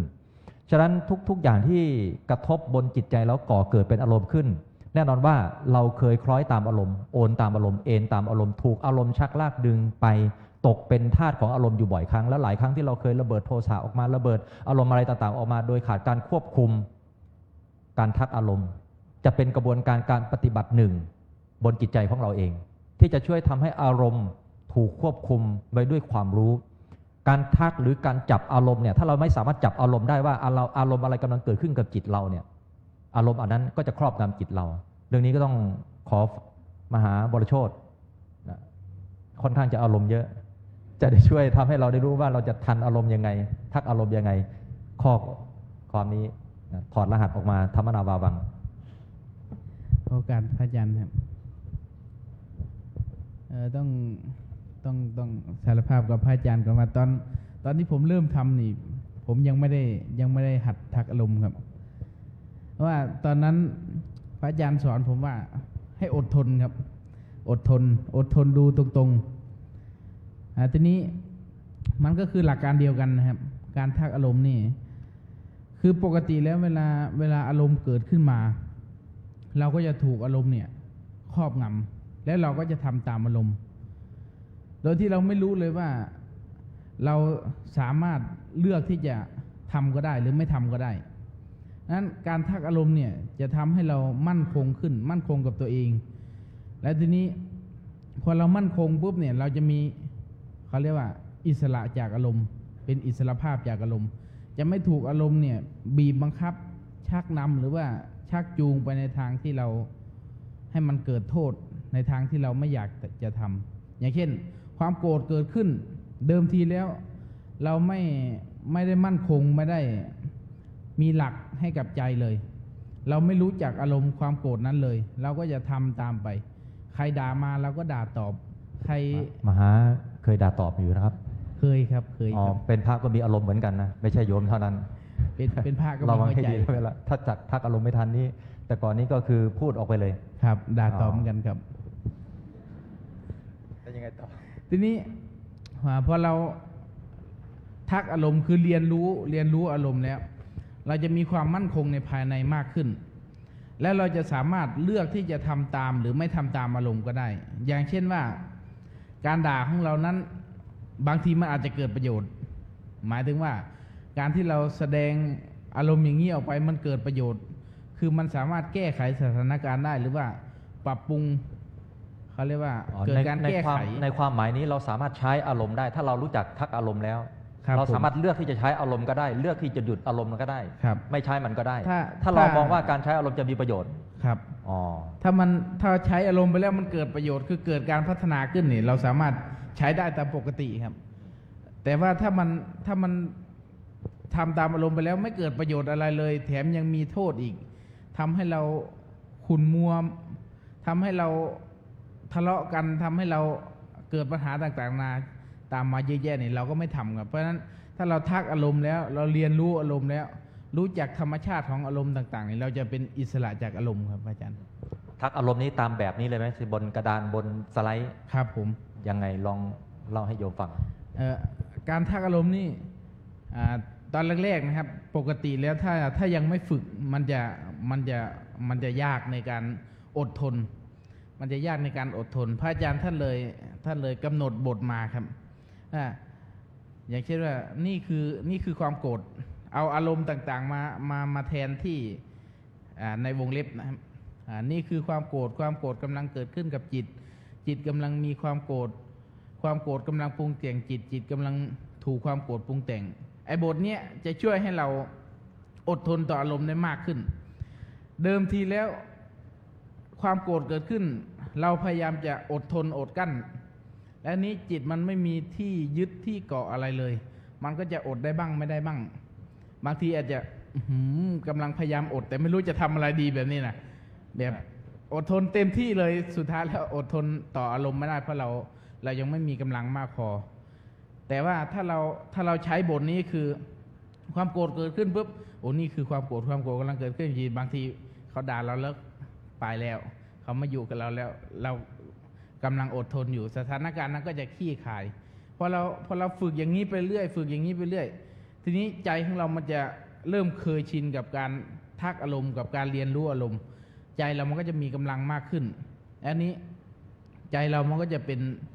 เขาเรียกว่าไม่ถูกอารมณ์ครอบงำอย่างสมบูรณ์ครับเคยมีอารมณ์ที่รุนแรงที่สุดตอนเป็นเนรหรือเป็นพระที่เคยเกิดขึ้นตอนนั้นน่าจะเป็นเนรครับเป็นเนรสมณเณรเคยถึงขั้นวางมวยกันไหมครับเป็นเนรเนี่ยโอ้ไม่ถึงครับไม่ถึงขั้นวางมวยกันแล้วก็สุดท้ายก็แรงสุดก็คือด่าครับด่ากันนะอันนี้ก็เป็นส่วนหนึ่งที่เกิดขึ้นกับชีวิตเราจริงๆคือด้านอารมณ์และหลายคนก็มีปัญหากับอารมณ์ภายในจิตใจของตัวเองอย่างมากแล้วก็ไม่รู้ว่าควรจะจัดการแล้วปฏิบัติต่ออารมณ์นั้นอย่างไรแน่นอนบางคน บางคนเลือกที่จะทำสมาธิสงบระงับอารมณ์แต่พระอาจารย์อยากจะบอกว่าการทำสมาธิเพื่อสงบระงับอารมณ์อาจจะไม่ใช่หนทางที่ดีต่อตัวเราจริงๆเพราะการทำสมาธิกดทับอารมณ์ไว้มันจะถูกเก็บกักตัวอารมณ์นั้นอยู่ภายในจิตใจของเราเองในวันใดก็ตามหรือช่วงเวลาใดก็ตามที่เราขาดสมาธิหรือองค์ของสมาธินั้นเสื่อมอารมณ์ก็จะพุ่งพ่านออกมาแล้วก็ส่งผลต่อตัวเราได้เบิ่นลืมสังเกตเวลาเราไปนั่งสมาธิเราจะรู้สึกสงบแต่ความสงบนั้นมันไม่ได้ติดตัวเราไปในเวลาที่ถูกกระทบกับอารมณ์อันนั้นด้วยฉะนั้นพระอาจารย์จึงวางหลักการของการทักอารมณ์ไว้เพื่อที่จะเอาไปใช้ต่อสภาพการแห่งการกระทบในชีวิตประจำวันของเราเพื่อให้เท่าทันต่อการเป็นอยู่หรืออารมณ์ที่มันกำลังจะเกิดขึ้นนั้นแล้วเราก็ใช้บทอันนี้ว่านี่คืออารมณ์กำลังเกิดขึ้นกับจิตกำลังเกิดอารมณ์กำลังปรุงแต่งจิตกำลังถูกอารมณ์ปรุงแต่งจะเป็นอารมณ์ใดก็ตามกล่าวกับอารมณ์นั้นไปตรงๆซึ่งเรื่องนี้หลายคนที่นำไปสู่การปฏิบัติก็เห็นผลได้ชัดว่าอารมณ์บางอารมณ์หยุดชะงักไปต่อหน้าต่อตาแล้วก็ดับไปต่อหน้าต่อตาฉะนั้นจึงเป็นหลักการหนึ่งซึ่งหลักการนี้ถอดออกมาจากหลักของอริยสัจหนึ่งในการกำหนดรู้ที่เรียกว่ายาตปริญญายาตปริญญาคือการกำหนดรู้สิ่งที่เรียกว่าทุกข์เพราะอารมณ์มันก่อกวนในจิตใจเราทำให้เรามีความทุกข์ฉะนั้นยาตปริญญาตัวนี้ก็คือการสร้างสติอย่างหนึ่งในการเท่าทันต่ออารมณ์ถ้าเราใช้ชีวิตอย่างมีสติแล้วแน่นอนว่าการมีชีวิตอย่างมีสติจะทำให้เราได้เข้าใจบริบทของการใช้ชีวิตอย่างมหาโชติท่านบอกว่าจะใช้อารมณ์ก็ได้ถ้าสิ่งนั้นจะคลี่คลายปัญหาหรือก่อให้เกิดประโยชน์ไม่ใช้อารมณ์ก็ได้มันจะเท่าทันต่ออารมณ์ถ้าเห็นว่าอารมณ์นั้นไร้สาระหรือไม่เป็นประโยชน์เลยก็สามารถสงบระงับหรือยุติอารมณ์อันนั้นได้และนี่คือส่วนหนึ่งที่จะช่วยทำให้เราได้รับประโยชน์ทางด้านการปฏิบัติในหลักการของธรรมนาวาวังเนื้อหาต่อไปอันนี้ย้อนกลับมาที่พระไตรคืออะไรได้พูดไปแล้วเมื่อกี้เนี่ยสิ่งสักการะสูงสุดสำหรับชาวพุทธแน่นอนว่าหากเรา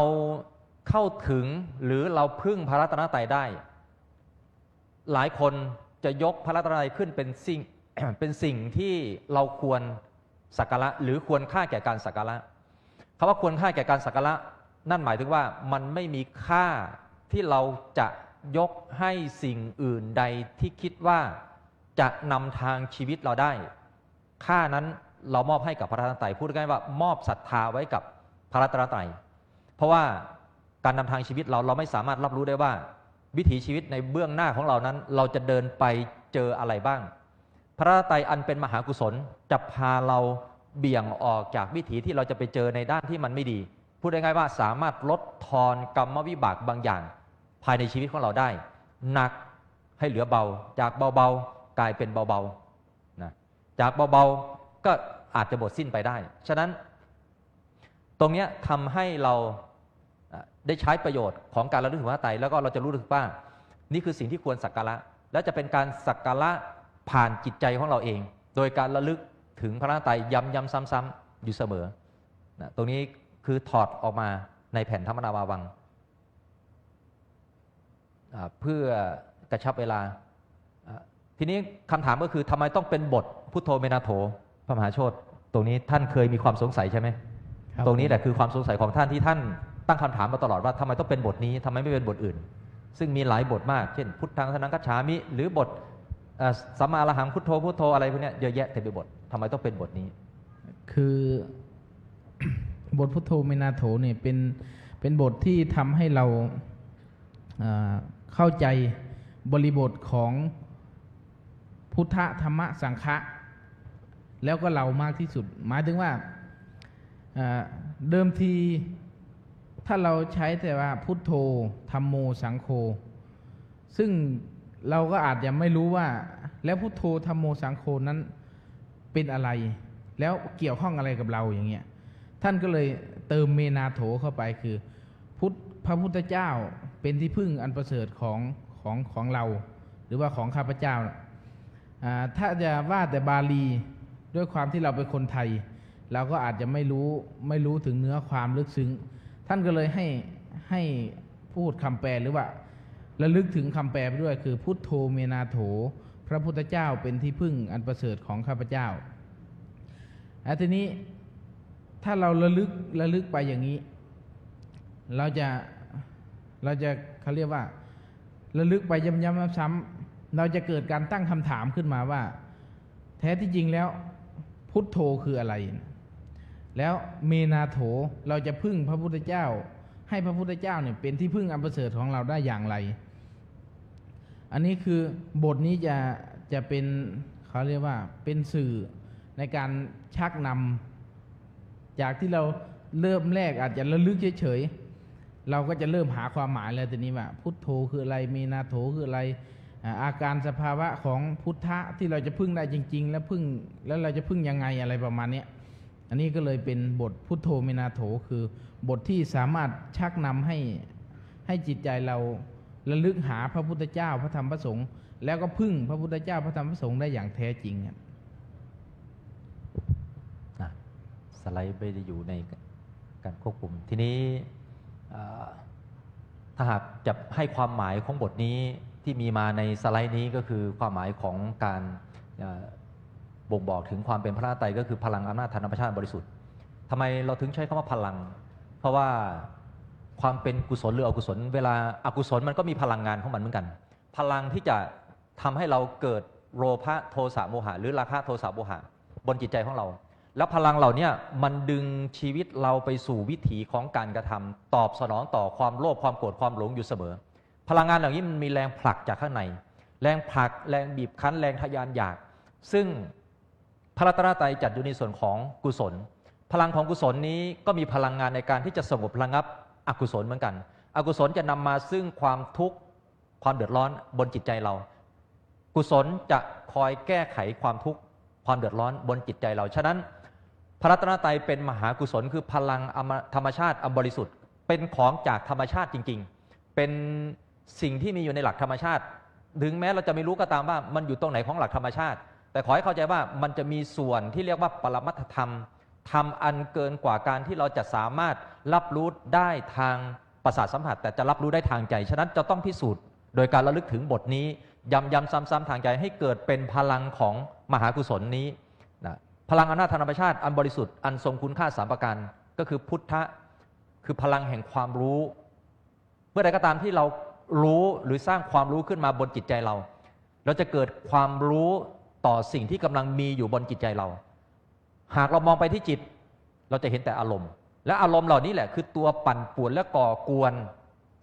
ความไม่สงบหรือความสุขในชีวิตประจำวันของเราหรือลดทอนศักยภาพทางด้านจิตใจที่ดีของเราคุณภาพทางจิตใจของเราที่ดีก็สูญหายไปพระรัตนตรัยคือภาวะแห่งความรู้จะทำให้เราสงบระงับอารมณ์ที่จะทำไม่ให้อารมณ์เหล่านั้นมาดึงจิตดึงใจเราไปสู่การตกเป็นทาสของอารมณ์ธรรมะคือความจริงที่เราจะได้รับรู้และเห็นซึ่งกุศลเองเป็นความจริงที่จะไปแก้ไขอกุศลซึ่งสองสิ่งนี้เป็นสิ่งที่คู่กันกุศลอกุศลเนี่ยเป็นสิ่งที่ควบคู่กันหรือแก้ไขกันนะมาโดยตลอดฉะนั้นตัวธรรมะหรือพลังแห่งสัจจะหรือพลังแห่งความจริงเป็นพลังแห่งความจริงที่เราไม่ได้เข้าไปสู่การเปลี่ยนแปลง สิ่งที่กำลังเป็นอยู่ แต่เรากำลังจะสร้างสิ่งที่เป็นความจริงด้านกุศลเนี่ยมาแก้ไขสิ่งที่เป็นอกุศลให้ได้สังฆะคือบทที่เราระลึกและเรานำมาสู่การระลึกอันนี้เรียกว่าสังฆะเรียกว่าพลังแห่งความดีมันจะเกิดเป็นความดีขึ้นเพราะกุศลจะนำมาซึ่งความดีต่างๆบนจิตใจเราสังฆะอันนี้ที่เรียกว่าสุปฏิปันโนคำว่าสุปฏิปันโนคือการปฏิบัติดีปฏิบัติชอบแล้วการปฏิบัติดีปฏิบัติชอบนี้เขากำหนดอยู่ที่การระลึกถึงพระรัตนตรัยหรือการเข้าถึงพระรัตนตรัยได้ชื่อว่าเป็นสุปฏิปันโนทำไมถึงต้องกำหนดที่พระรัตนตรัยเพราะคำว่าสุปฏิปันโนท่านนอกจากพระรัตนตรัยแล้วเราไม่ได้กำหนดว่าเป็นสุปฏิปันโนนะเพราะสุปฏิปันโนเนี่ยคือการมีพระรัตนตรัยหรือการเข้าถึงพระรัตนตรัยการเข้าถึงพระรัตนตรัยหรือการมีพระรัตนตรัยได้ชื่อว่าเป็นโสดาปัตติมรรคคำว่าโสดาปัตติมรรคหมายถึงว่าเส้นทางนำไปสู่ความเป็นโสดาบันการที่มีเส้นทางนำไปสู่ความเป็นโสดาบันก็คือเข้าไปถึงผลแห่งการดับความทุกข์ในระดับแรกที่เราจะสามารถรับรู้ได้หรือรู้แจ้งได้บนจิตใจของเราเอง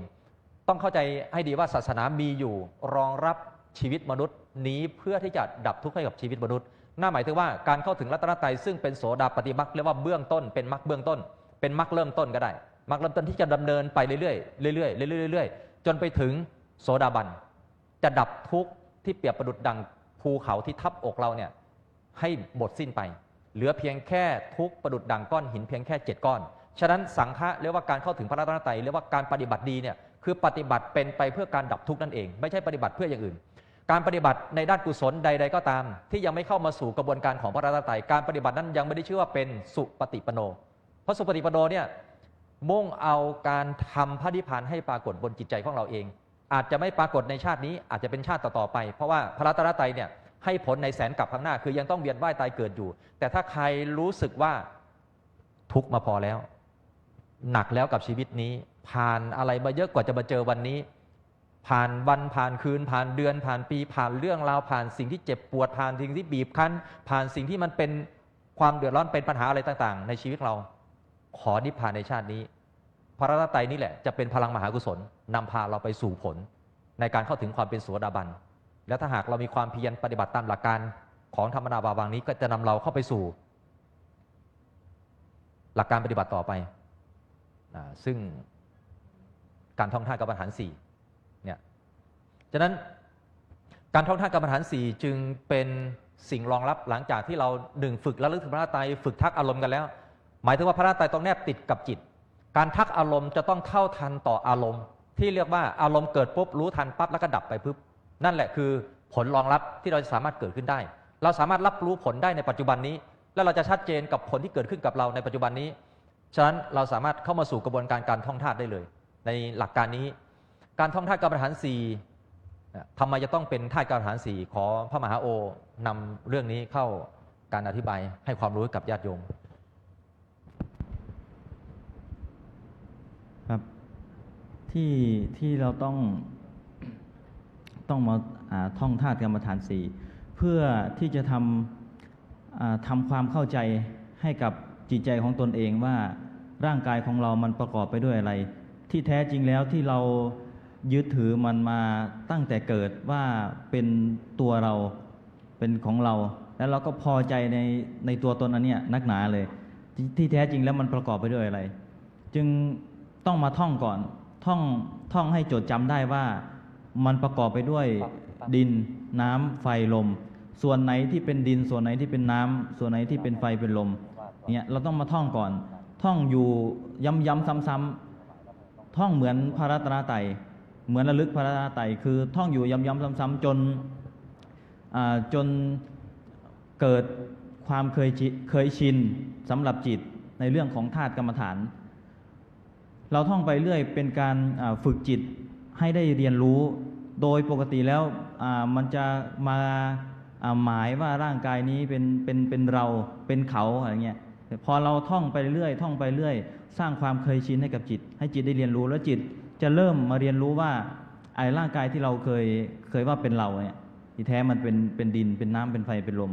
ส่วนนี้พอพูดถึงส่วนนี้ก็จัดเป็นดินพูดถึงส่วนนี้ก็จัดเป็นน้ำเป็นไฟเป็นลมเนี่ยเดี๋ยวกลับมาเน้นคำว่าท่องเนี่ยมันทำไมต้องท่องทำไมต้องท่องคืออ่านไปจบบทไปแล้วเลยไม่ได้หรือครับต้องท่องด้วยเหรอครับไม่ได้ครับเพราะตั้งตอนที่ก กว่าจะมาสำคัญมั่นหมายว่าเป็นตัวเรานี่ก็ใช้เวลานานมาหลายภพหลายชาตินะครับเราจะมาอ่านแค่รอบเดียวแล้วแจ่มแจ้งเรื่องของธาตุนี่เป็นไปไม่ได้ครับ เราจะต้องท่องอยู่เป็นประจำให้จิตมีความเคยชินแล้วคล่องแคล่วกับความเป็นดินน้ำไฟลมของร่างกายครับเพราะเดิมทีเนี่ยจิตเนี่ยมันไม่ได้เข้าใจว่าเป็นดินน้ำไฟลมมันก็เหมารวมเอาเลยว่าเนี่ยทั้งหมดเนี่ยที่ประกอบรวมกันมาแล้วเนี่ยคือเราคือตัวเราพอเกิดอะไรขึ้นกับร่างกายอันนี้เป็นสุขบ้างก็เรามีความสุขเป็นทุกข์บ้างก็เรามีความทุกข์เป็นทุกข์ของเรานี่ครับทำให้การใช้ชีวิตของเรานี่สับสนมั่วซั่วไปหมดเลยกับสุขกับทุกข์ด้วยความเข้าใจผิดของตนเองเราก็เลยต้องมาท่องอยู่เรื่อยๆท่องเหมือนพระรัตนตรัยเลยท่องให้จิตได้มีความเคยชินถ้ามันแนบจิตเหมือนพระรัตนตรัยได้นี่ยิ่งดีเลยครับเหมือนกับคราวที่ท่านมีคำถามตั้งขึ้นว่าเอ้าก็พระรัตนตรัยพุทโธเมตโธเฉยๆจะต้องไปท่องทำไมก็คล้ายๆกันว่าเอาธาตุกรรมฐาน4จะต้องมาท่องทำไมก็คือได้ชัดเจนกับพระรัตนตรัยมาแล้วว่าการที่ท่องพระรัตนตรัยเกิดผลแบบนี้นั่นหมายถึงว่าการท่องธาตุกรรมฐาน4ก็ต้องมีผลอะไรบางอย่างที่เป็นความหมายให้เรานำมาสู่การท่องครับผมตรงนี้แล้วผลนั้นเกิดขึ้นยังไงกับเวลาตอนที่ท่องในขณะที่ท่านได้สัมผัสได้มันจะมีความเข้าใจแจ่มแจ้งในเรื่องของธาตุสี่คือดินน้ำไฟลมที่ประกอบรวมกันเข้าเป็นร่างกายนี้คือเดิมทีเนี่ยเรามักจะมองอาศัยความเห็นตัวเองแล้วก็มองว่าเป็นเราเป็นตัวเราเป็นตัวเขามองไปเป็นหญิงเป็นชายเป็นคนเป็นสัตว์เป็นคนดีเป็นคนชั่วนั่นคือเป็นการมองที่สร้างความทุกข์ให้กับตนเองมองแล้วก็สร้างทุกข์ให้กับตนเองแต่นี้เราพอเกิดความแจ่มแจ้งในเรื่องของดินน้ำไฟลมทีนี้จิตจะเปลี่ยนการมองใหม่คือเปลี่ยนความเห็นครับเดิมทีมันเห็นว่าเป็นเราเป็นเขาทีนี้มันจะเปลี่ยนเห็นเป็นคือมันก็มองเห็นมันเดิมนี่แหละครับแต่ความเข้าใจของจิตเขาจะไปหมายว่าเป็นดินเป็นน้ำเป็นไฟเป็นลมที่ประกอบรวมกันอยู่เมื่อว่าเป็นดินเป็นน้ำเป็นไฟเป็นลมจะทำให้เราไม่สามารถไปยึดถืออะไรที่เกิดจากดินจากน้ำจากไฟจากลมได้ไม่ว่าจะเป็นสุขหรือเป็นทุกข์ก็ตามเพราะฉะนั้นการมองว่าเป็นดินเป็นน้ำเป็นไฟเป็นลมมองเห็นสัจจะของร่างกายเนี่ยเราก็จะไม่ทุกข์กับร่างกายครับก็เป็นส่วนหนึ่งในการปฏิบัติในระดับต่อมาก็เป็นจุดที่จะพัฒนาจิตใจเราเข้ามาสู่การดับทุกข์ในอีกระดับหนึ่งเรามีพระรัตนตรัยในการดับทุกข์เรามีการทักอารมณ์ในการที่จะยุติ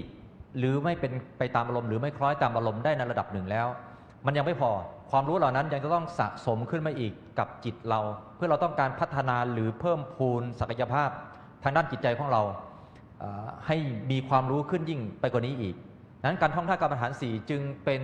ผลประโยชน์อย่างหนึ่งที่จะนำไปสู่การดับทุกข์บนจิตใจของเราได้แล้วขั้นตอนนี้เป็นขั้นตอนที่ข้ามไม่ได้เพราะว่ามันจะเป็นการปูพื้นฐานไปสู่การพิจารณาร่างกาย6ขั้นตอนศาสนาพุทธเราพยายามจะชี้ความจริงให้เราได้รู้จักความจริงของตัวเราเองเป็นเรื่องที่แปลกมากที่เราเติบโตมากับชีวิตของเราเองตั้งแต่เด็กจนถึงวันนี้เราไม่เคยรู้ความจริงของตัวเราเลยความจริงของร่างกายแล้วการที่เราไม่รู้จักความจริงของร่างกายนี่คือสิ่งที่อันตรายที่สุดเพราะสิ่งที่อยู่ใกล้เราแต่เราไม่เคยรู้จักมันการที่เราอยู่กับร่างกายมาโดยตลอดแล้วความจริงของร่างกายมันไม่เคยปรากฏแจ่มแจ้งขึ้นมาบนจิตใจที่จะให้เกิดการรับรู้ว่าร่างกายที่เป็นอยู่นี้คืออะไรกันแน่ปัญหาเวลาความทุกข์เกิดขึ้นเราจึงไม่เข้าใจว่าไอ้ที่ทุกข์อยู่คือไขทุกข์เส้นผมหรือที่ทุกข์ขนหรือที่ทุกข์เล็บหรือนี่ทุกข์ฟันหรือที่ทุกข์หนังเนื้อเอ็นกระดูกหรือเปล่าที่ทุกข์อะไรคือความทุกข์กันแน่ไม่งั้นเราจะหาคำตอบให้กับตัวเองไม่ได้เราก็จะไปทุกข์กับความทุกข์ที่กำลังเป็นอยู่นั่นแหละโดยที่เราไม่รู้ว่าความทุกข์ที่มันเกิดขึ้นอยู่ตอนนี้มีเหตุมาจากอะไรมันมาจากเหตุปัจจัยที่ส่งผลมาในลักษณะไหนที่ทำให้ความทุกข์มันมาปรากฏอยู่กับเราทำไมความทุกข์ไม่ปรากฏอยู่บนอากาศทำไมความทุกข์ไม่ปรากฏอยู่กับเก้าอี้หรือพื้นที่เราเหยียบมันอยู่แท้ๆเนี่ยมันก็ยังไม่ปรากฏเป็นความทุกข์แต่ทำไมบนชีวิตเราเนี่ยความทุกข์มันมาปรากฏอยู่ทั้งที่ร่างกายเราเองก็ไม่ได้แตกต่างจากดินน้ำไฟลมถอนเส้นผมมา1 เส้นจุดไฟเผาในเวลานี้มันก็จะกลายเป็นขี้เถ้าหรือเป็นดินนั่นเองใครถูอาบน้ำถูขี้ใครบางคนตอนที่ทำงานเหงื่อออกอย่างเงี้ยพระอาจารย์นี่เป็นบ่อยมากเหงื่อออกรูปเหงื่อหรือเอาไปเอามาก็ถูขี้ใครไปด้วยถูผิวหนังไปด้วยเกิดเป็นก้อนของผิวหนังหลุดออกมาเอามาดูแล้วก็คือก้อนดินธรรมดานี่เอง เราก็ไม่ได้แตกต่างจากดิน ดินก็คือส่วนประกอบของชีวิตเรา การที่เรากินอาหารลงไปก็ไปเลี้ยงนี่แหละผมขนเล็บฟันหนังเนื้อเอ็นกระดูกภายในตัวเราเองฉะนั้นเป็นความจำเป็นที่เราจะต้องเข้าใจและรู้ว่าร่างกายเรามาจากดินน้ำไฟลมอย่างไรเพราะวันหนึ่งหรือวันสุดท้ายของชีวิตเราเองเราจะกลับไปสู่ธาตุคือดินน้ำไฟลมการที่เราจะกลับไปสู่ธาตุดินน้ำไฟลมแล้วเราไปรู้จักตอนนั้นมันรู้ไม่ทันการรู้ไม่ทันนั่นน่ะเขาเรียกว่าถูกครอบงำด้วยอวิชชาคือความไม่รู้เราก็จะมีร่างกายมาเป็นผู้รับผลของความทุกข์และแสดงความทุกข์ออกเหมือนกับเรากำลังแสดงความทุกข์อยู่บนโลกมนุษย์นี้ในเวลานี้ฉะนั้นหลักการสร้างความรู้ขึ้นบนกายของเราเองเข้าใจมันตามความเป็นจริงตรงนี้แหละจะเป็นส่วนของการดับทุกข์หรือแก้ไขความทุกข์ให้กับเราได้ด้วยฉะนั้นการทรงจำธรรมแห่งความเป็นรูปกายโดยความเป็นธาตุสี่ดินน้ำไฟลมอันนี้เป็นพื้นฐานในการนำไปสู่การพิจารณาร่างกายหัวขั้นตอนซึ่งนี่ก็เป็นความจริงอีกชั้นหนึ่งในการพิจารณาร่างกายหัวขั้นตอนที่เราจะได้เข้าใจและเรียนรู้พระมหาบรโชติน่าจะอธิบายขั้นตอนนี้จากประสบการณ์ให้ญาติโยมได้มีความรู้ตรงนี้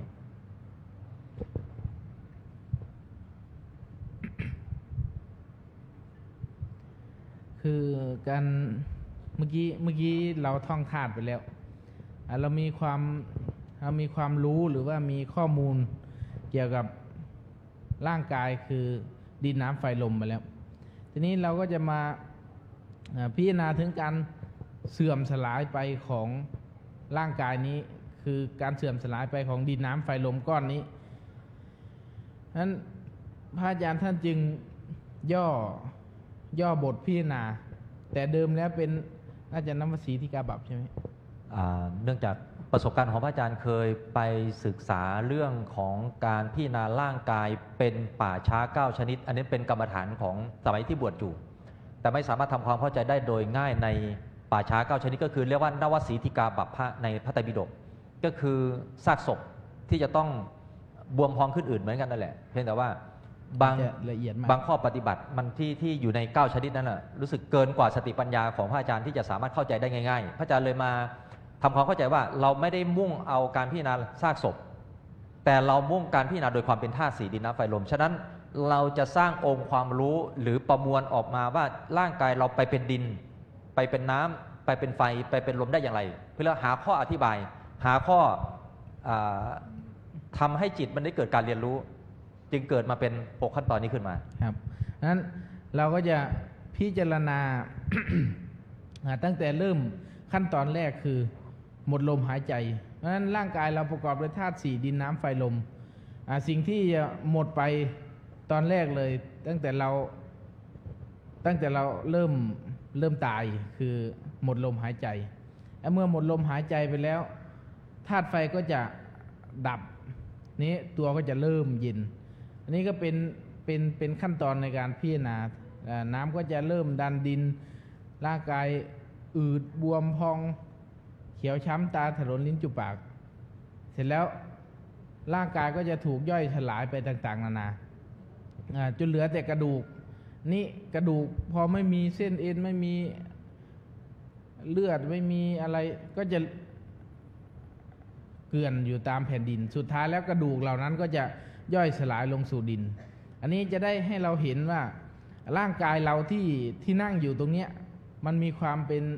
ดินเป็นน้ำเป็นไฟเป็นลมได้อย่างไรแล้วสภาพความเป็นจริงที่ว่าเมื่อเราตายไปแล้วเนี่ยเราออกไปเป็นดินเป็นน้ำเป็นไฟเป็นลมได้อย่างไรนี่เมื่อเราพิจารณาย้ำๆซ้ำๆทบทวนอยู่อย่างนี้เราก็จะได้ความรู้ขึ้นมาว่าไอ้ที่นั่งอยู่ตรงนี้มันก็แค่ดินน้ำไฟลมที่ยังไม่เสื่อมไม่สลายไปเท่านั้นเองเพราะฉะนั้นความรู้เราจะชัดในเรื่องของดินน้ำไฟลมมากกว่าเดิมก็จะประมาณนี้ครับ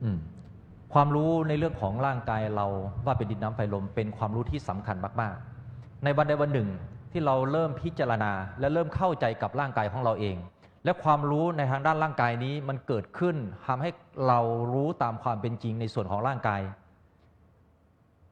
คำตอบหลายคำตอบเรื่องราวหลายเรื่องราวที่เราอยากจะรู้ความรู้นี้มันจะเกิดขึ้นผ่านกระบวนการการพิจารณาพระอาจารย์จึงบอกว่าการพิจารณาร่างกาย6ขั้นตอนเป็น แหล่งที่อยู่ของความรู้ต่างๆนานามากมายเขาเรียกว่าจิตจะเกิดการแทงตลอดไปถึงบรรดาความรู้ที่เราไม่เคยรู้ความเข้าใจที่เราไม่เคยเข้าใจความเห็นที่เราไม่เคยเห็นการรับทราบในสิ่งที่เราไม่เคยรับทราบทั้งที่เราก็รับรู้โดยมนุษย์โดยความเป็นมนุษย์แต่มันจะมีความรู้อีกชั้นหนึ่งในด้านของความเห็นความเข้าใจการพิจารณาอย่างแจ่มแจ้งจากข้างในเนี่ยอธิบายความเป็นธาตุตามธรรมชาติการเข้าใจอธิบายในความเป็นธาตุตามธรรมชาติเมื่อมนุษย์ผู้หนึ่งมีความทุกข์แต่ในจิตที่มันอธิบายมนุษย์ที่มีธาตุหรือประกอบไปด้วยธาตุตามธรรมชาติเหล่านี้ทำให้จิตดวงนั้นไม่เข้าไปเป็นผู้รับผลของความทุกข์ในร่างกายการที่ความทุกข์มันเกิดขึ้นจริงแต่สิ่งที่ทำให้จิตมีความทุกข์ที่แท้จริงคือการยึดเกาะหรือยึดติดอยู่กับสภาพร่างกายที่เป็นความทุกข์อยู่เมื่อร่างกายมันมีความทุกข์ใจผู้ยึดถือเอาร่างกายมาสำคัญมั่นหมายว่าเป็นตนจึงเป็นผู้ยึดเอาทุกข์ในร่างกายมาเป็นผลลัพธ์ให้กับตัวเองมีความทุกข์อยู่ภายในตัวเองการพิจารณาร่างกายจึงเป็นการถอดถอนการยึดถือกายที่มีความทุกข์อยู่แล้วทำให้จิตดวงนี้ไม่ต้องไปรับผลของความทุกข์เมื่อกายกระทบกับความทุกข์หรือกระทบกับสิ่งใดอยู่สติตรงนี้จะเป็นสติที่ตั้งมั่นสติที่ตั้งมั่นจะเป็นสติที่จะทำให้เราไม่หลงเป็นทุกข์กับอาการของความทุกข์ที่เกิดขึ้นนั่นหมายถึงว่าทุกข์แม้จะมีอยู่ก็ให้มันมีอยู่แต่เราสามารถที่จะทำให้จิตไม่ต้องเข้าไปรับผลของความทุกข์นั้นก็คือกระบวนการแห่งความรู้และกระบวนการแห่งความรู้นี้ต้องฝึกพิจารณาการพิจารณานี้จำเป็นจะต้องย้ำซ้ำๆอีกนั่นแหละทำไมจะต้องย้ำซ้ำๆมนุษย์เรามีกระบวนการของการทำซ้ำอยู่ตลอดเวลาตื่นขึ้นมาก็ตื่นขึ้นมาเหมือนกับทุกวันที่ตื่นนะเข้าห้องน้ำล้างหน้าแปรงฟันอาบน้ำกินข้าวก็ทำอย่างเงี้ยวนอยู่อย่างเงี้ยไปทำงานกลับเข้าบ้านหลับนอนตื่นขึ้นมาวนอย่างเงี้ยมันคือกระบวนการของการเป็นอยู่แบบซ้ำๆชีวิตที่เป็นอยู่แบบซ้ำๆทำไมเราจึงต้องทุกข์แบบซ้ำๆนี่คือกลไกทางธรรมชาติอันหนึ่งที่จะบ่งบอกและทำให้เราได้รู้ว่าไอ้ความทุกข์ที่มีอยู่บนชีวิตของเราเองเนี่ยถ้าเวลาจะแก้ไขความทุกข์เหล่านั้นจะต้องสร้างองค์ความรู้เหล่านี้เข้าไปสู่การแก้ไขและความรู้นั้นจะต้องเกิดจากกระบวนการของการทำซ้ำการทำครั้งเดียวหนเดียวมันจะไม่มีทางเกิดผลหรือนำเราไปสู่การแก้ไขทุกข์หรือแก้ไขปัญหาได้แม้บางครั้งเราอาจจะรู้อยู่กร่างกายเป็นดินน้ำไฟลมแล้วความทุกข์มันหายไหมล่ะมันไม่ได้หายฉะนั้นกระบวนการจึงต้องเป็นการทำซ้ำเพื่อต้องการความรู้จากการทำซ้ำนั้นให้เกิดขึ้นบนจิตใจเราเมื่อความรู้นั้นเกิดเป็นการรู้ตามความเป็นจริงฉะนั้นเรารู้กับจิตรู้ไม่ได้เหมือนกันฉะนั้นกระบวนการการพิจารณาจึงเป็นกระบวนการที่ทำให้จิตรู้การที่ทำให้จิตรู้ความรู้ที่เกิดขึ้นกับจิตจะทำให้จิตไม่เข้าไปรับผลของความทุกข์กับความทุกข์ที่มีอยู่ในกายปวดศีรษะปวดท้องไม่สบายกระบวนการแห่งการพิจารณาเหล่านี้จะออกมาอธิบายให้จิตได้เข้าใจสภาพที่เรากำลังเป็นอยู่ตามความเป็นจริงเพราะร่างกายมันจะแก่มันจะเจ็บมันจะตายมันคือกลไกทางธรรมชาติเราพร้อมที่จะให้ความร่วมมือกับความแก่ความเจ็บความตายเพราะมีสิ่งเดียวที่แสดงออกถึงความสมบูรณ์แบบของมนุษย์ก็คือ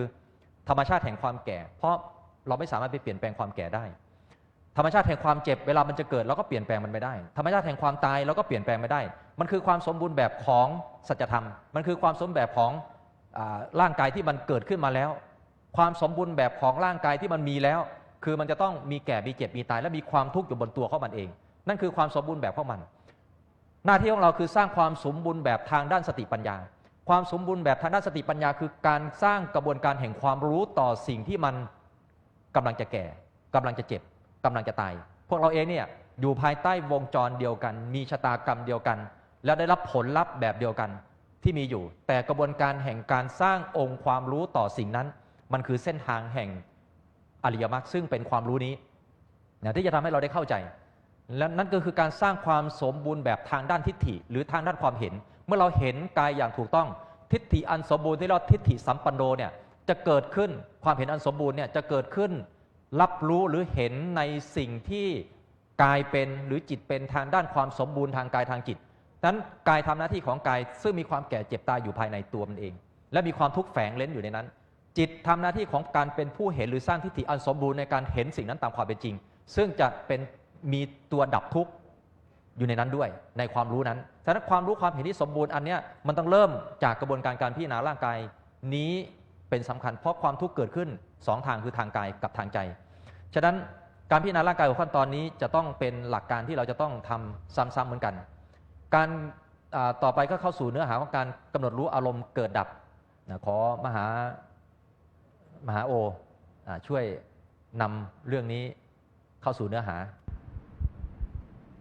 เรามีเวลาไม่มากแต่ก็จะใช้เวลาให้เป็นประโยชน์ที่สุดในการให้ความรู้เราเอาง่ายเลยคือว่าเมื่อกี้เรา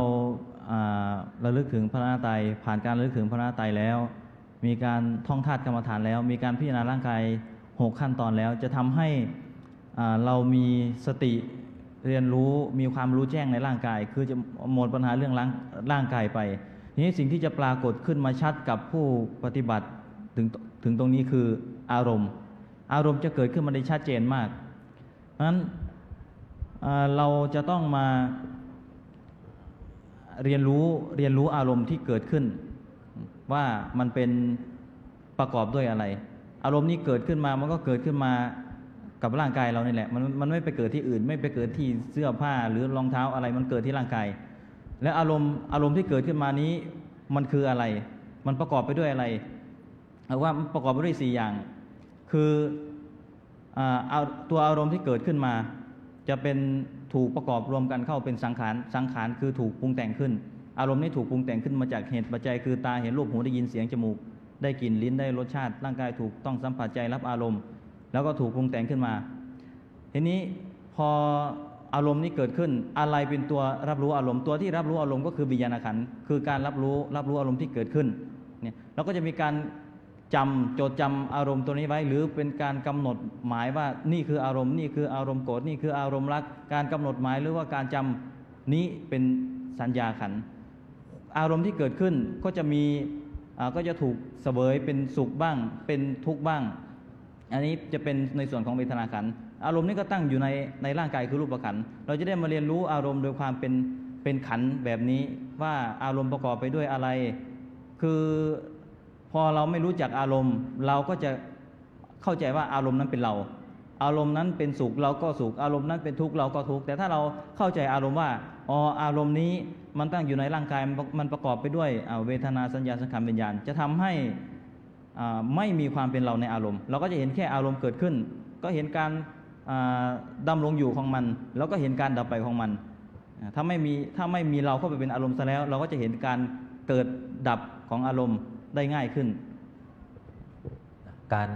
เรียนรู้ด้วยการแยกอารมณ์ลงขันธ์ก็เป็นส่วนหนึ่งที่เราจะต้องทำความเข้าใจ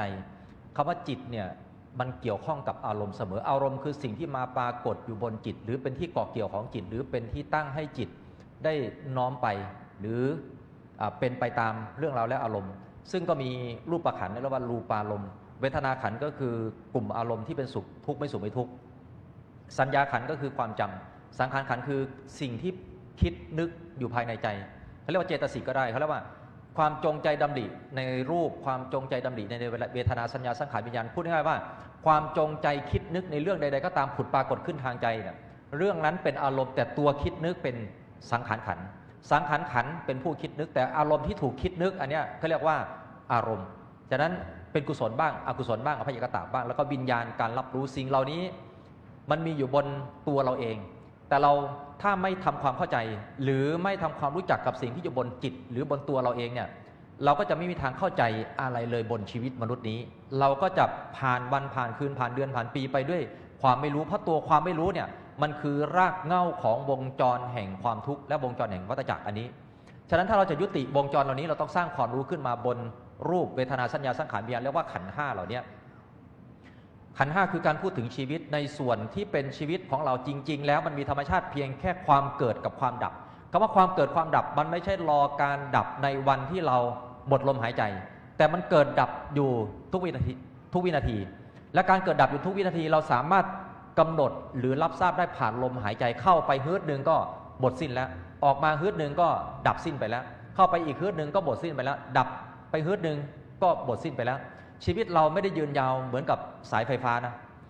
ชีวิตเรามันมีเพียงแค่เข้าและออกอยู่เพียงแค่นี้ถ้ามันยุติเมื่อไหร่เข้าแล้วไม่ออกก็คือดับหมดแล้วก็ไม่สืบต่อถ้ามันออกแล้วไม่เข้ามันก็คือขาดการดำรงอยู่ที่จะสืบต่อไปได้ฉะนั้น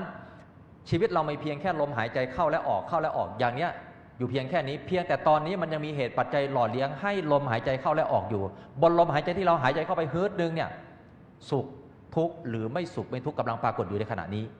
สำรวจตัวเราได้ที่เรากำลังนั่งหายใจอยู่ขณะนี้มีสุขมีทุกข์หรือไม่สุขมีทุกข์กำลังปรากฏอยู่จดจำเรื่องอะไรมีเรื่องอะไรที่ก่อกวนเป็นความทุกข์มีเรื่องอะไรที่รบกวนทำให้จิตใจไม่สบายใจมีเรื่องอะไรที่ทำให้จิตใจของเราอ่อนแอหมดกำลังและอยากจะออกมาจากสิ่งที่เป็นความทุกข์เหล่านั้นจากข้างในคิดนึกเรื่องอะไรอยู่โดยปกติทุกข์อะไรก็จะคิดวนอยู่กับเรื่องอันนั้นแหละและการคิดวนกับเรื่องนั้นทั้งที่เราก็รู้ว่ามันเป็นทุกข์แต่เราก็คิดวนซ้ำอยู่กับมันได้โดยที่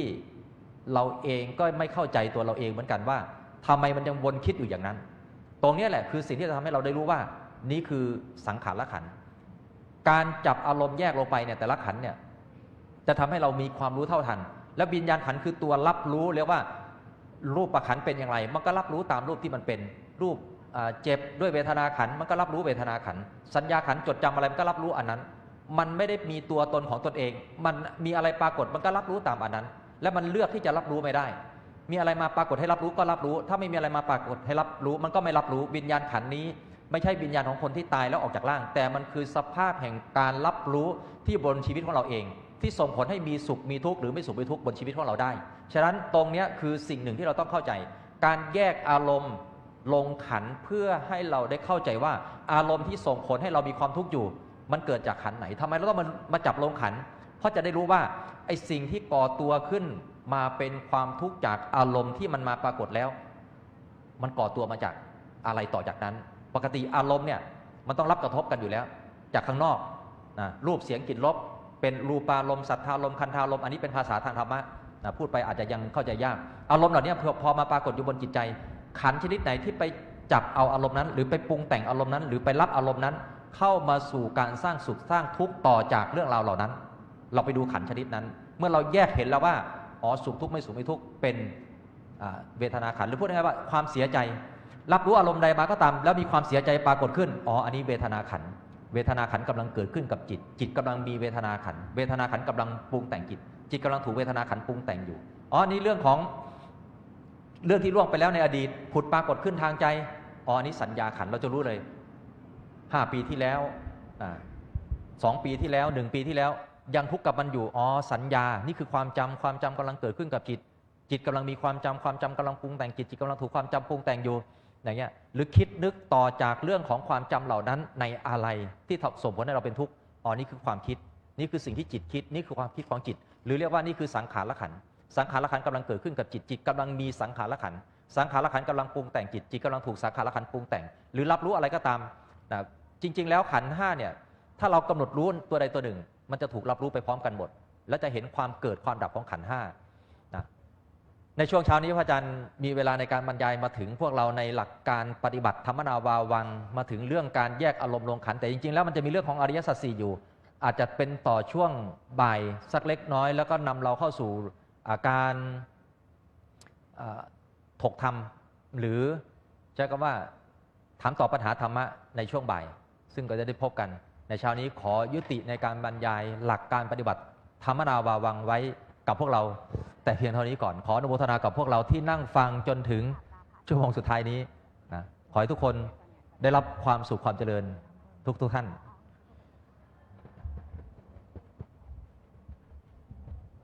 ครับก็จบในช่วงแรกนะครับการรับรู้ยังเหมือนเดิมแต่ความเข้าใจเราก็จะเปลี่ยนไปนะครับถ้าเราทักอารมณ์ได้สุดท้ายแล้วเราก็จะมีทางเลือกที่จะเลือกในสิ่งที่ดีกับจิตใจแล้วก็การดำเนินชีวิตของเรานะครับลำดับต่อไปครับขอเรียนเชิญท่านพลอากาศตรีสุพิชัยสุนทรบุระนะครับรองเลขาธิการพระราชวังได้ถวายเครื่องไทยธรรมแด่พระอาจารย์ทวีวัฒน์จารุวรรณโนครับขอกราบเรียนเชิญครับ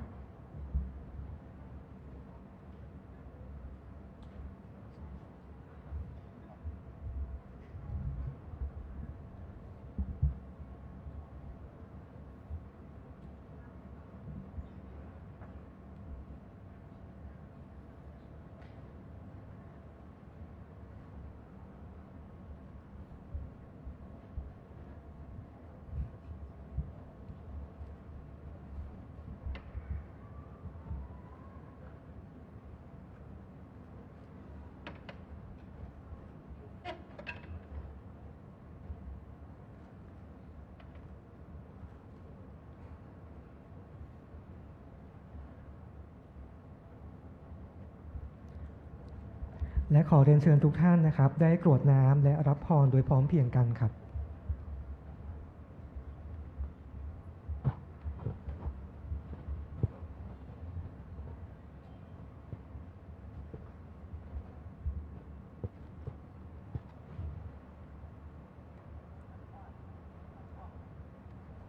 ยะถาวริวหาปุราปริปุเรนติสาครังเอวะเมวะอิโตทินังเปตานังอุปกัปปติอิจิตังปฏิตังตุมหังคิปะเมวะสมิชตุสัพเพปุเรนตุสังกปาจันโทปนะระโสยะถามณิโชติระโสยะถาสัพพิติโยวิวัชชันตุสัพพะโลก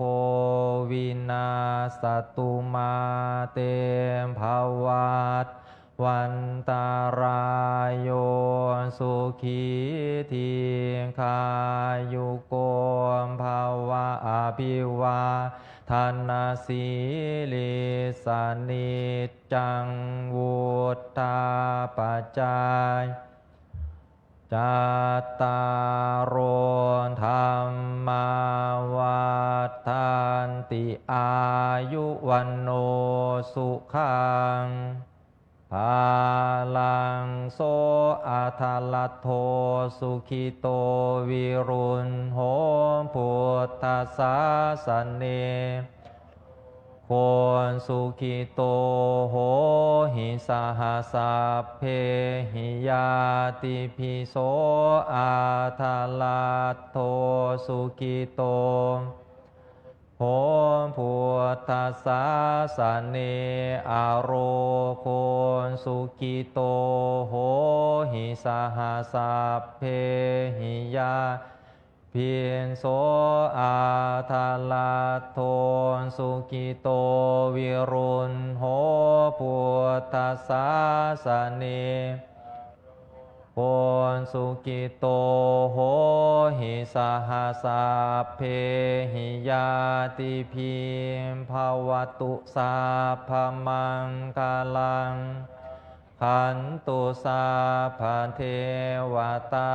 สัพพพุทธานุภาเวนัสสัทธาโสทิภวันตุเตภวตุสัพพลังราคันตุสัพพเทวตาสัพพธรรมานุภาเวนัสสัทธาโสทิภวันตุเตภวตุสัพพลังราคันตุสัพพเทวตาสัพพสังฆานุภาเวนัสสัทธาโสทิภวันตุเตลำดับต่อไปนะครับจะได้ขอกราบเรียนเชิญพลอากาศตรีสุพิชัยสุนทรบุระ ได้กราบลาพระรัตนตรัยถวายความเคารพหน้าพระบรมฉายาลักษณ์และกราบลาท่านพระอาจารย์ต้น พร้อมทั้งจะได้ออกจากห้องประชุมนี้ในลำดับต่อไปครับขอกราบเรียนเชิญครับขอเชิญทุกท่านยืนขึ้นนะครับ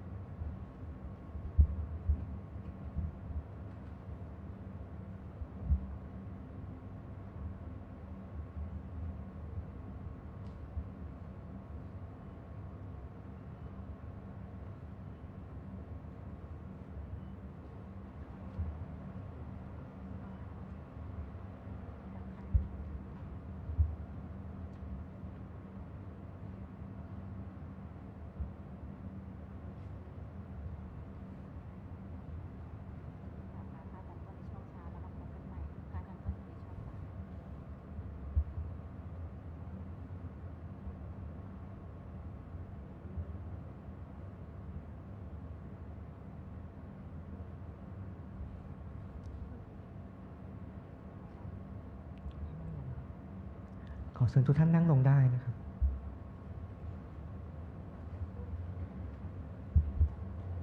ครับและขอเรียนเชิญทุกท่านนะครับกราบลาท่านพระอาจารย์ต้นในช่วงเช้านะครับแล้วจะมาพบกับท่านอาจารย์อีกในช่วงบ่ายนะครับยกมือไหว้บนเก้าอี้ก็ได้ บนเก้าอี้ได้นะครับ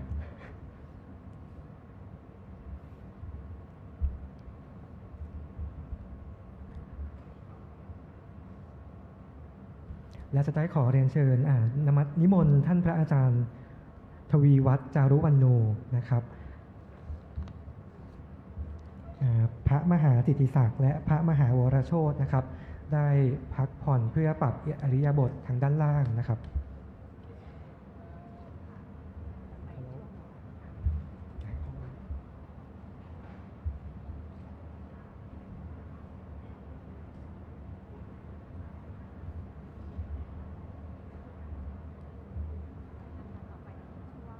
ครับตรงนี้ก็จะเป็นการจบในช่วงการบรรยายเกี่ยวกับหลักปฏิบัติเพื่อการพ้นทุกข์ตามแนวทางปฏิบัติธรรมนาวาวังมาใช้ปฏิบัติจริงในการดำเนินชีวิตจากพระอาจารย์ต้นนะครับเรายังมีอีกหนึ่งเซสชันของช่วงเช้านะครับทุกท่านนะครับก็จะเป็นช่วงของการแลกเปลี่ยนประสบการณ์นะครับซึ่งก็จะใช้เวลาในช่วง 11 โมงถึงเที่ยงค่ะถึงเที่ยงนะครับก่อนที่เราจะไปรับประทานอาหารนะครับยังมีอีกหนึ่งช่วงนะครับครับก็ขอเรียนเชิญทุกท่านนะครับยังอยู่ในหอประชุมแห่งนี้นะครับเพื่อที่จะรับข้อมูลดีๆจากการแลกเปลี่ยนประสบการณ์นะครับครับ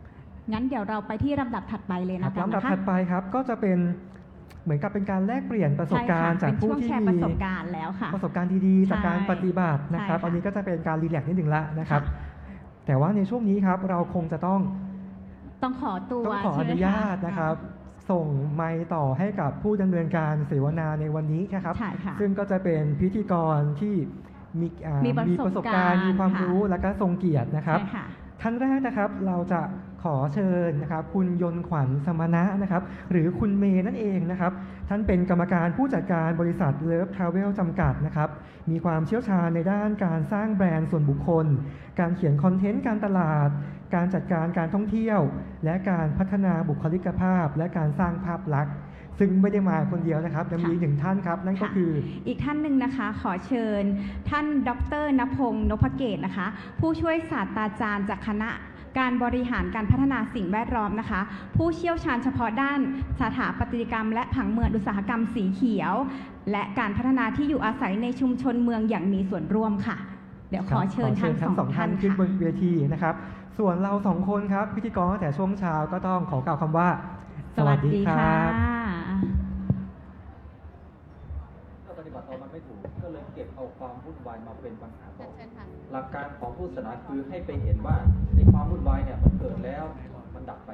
ตามกฎสัจธรรมหน้าที่ของเราคือเข้าใจการเกิดขึ้นของมันเข้าใจการตั้งอยู่หรือปรุงแต่งจิตเราอยู่ให้เป็นความวุ่นแรกๆจิตอาจจะยังไม่สามารถอดทนต่ออาการวุ่นวายที่มาปรุงแต่งจิตได้แต่เมื่อเรายอมเพื่อที่จะเรียนรู้มันต่อไปเราจะมีสติปัญญาขึ้นมารับรู้ในความวุ่นวายนั้นเมื่อสติปัญญามันได้เกิดขึ้นแล้วความวุ่นวายที่ผ่านเข้ามาในจิตจะไม่ทำให้เรามีความทุกข์กับความวุ่นวายที่กำลังเป็นอยู่จิตเราก็จะอยู่เหนือความวุ่นวายนี้นะ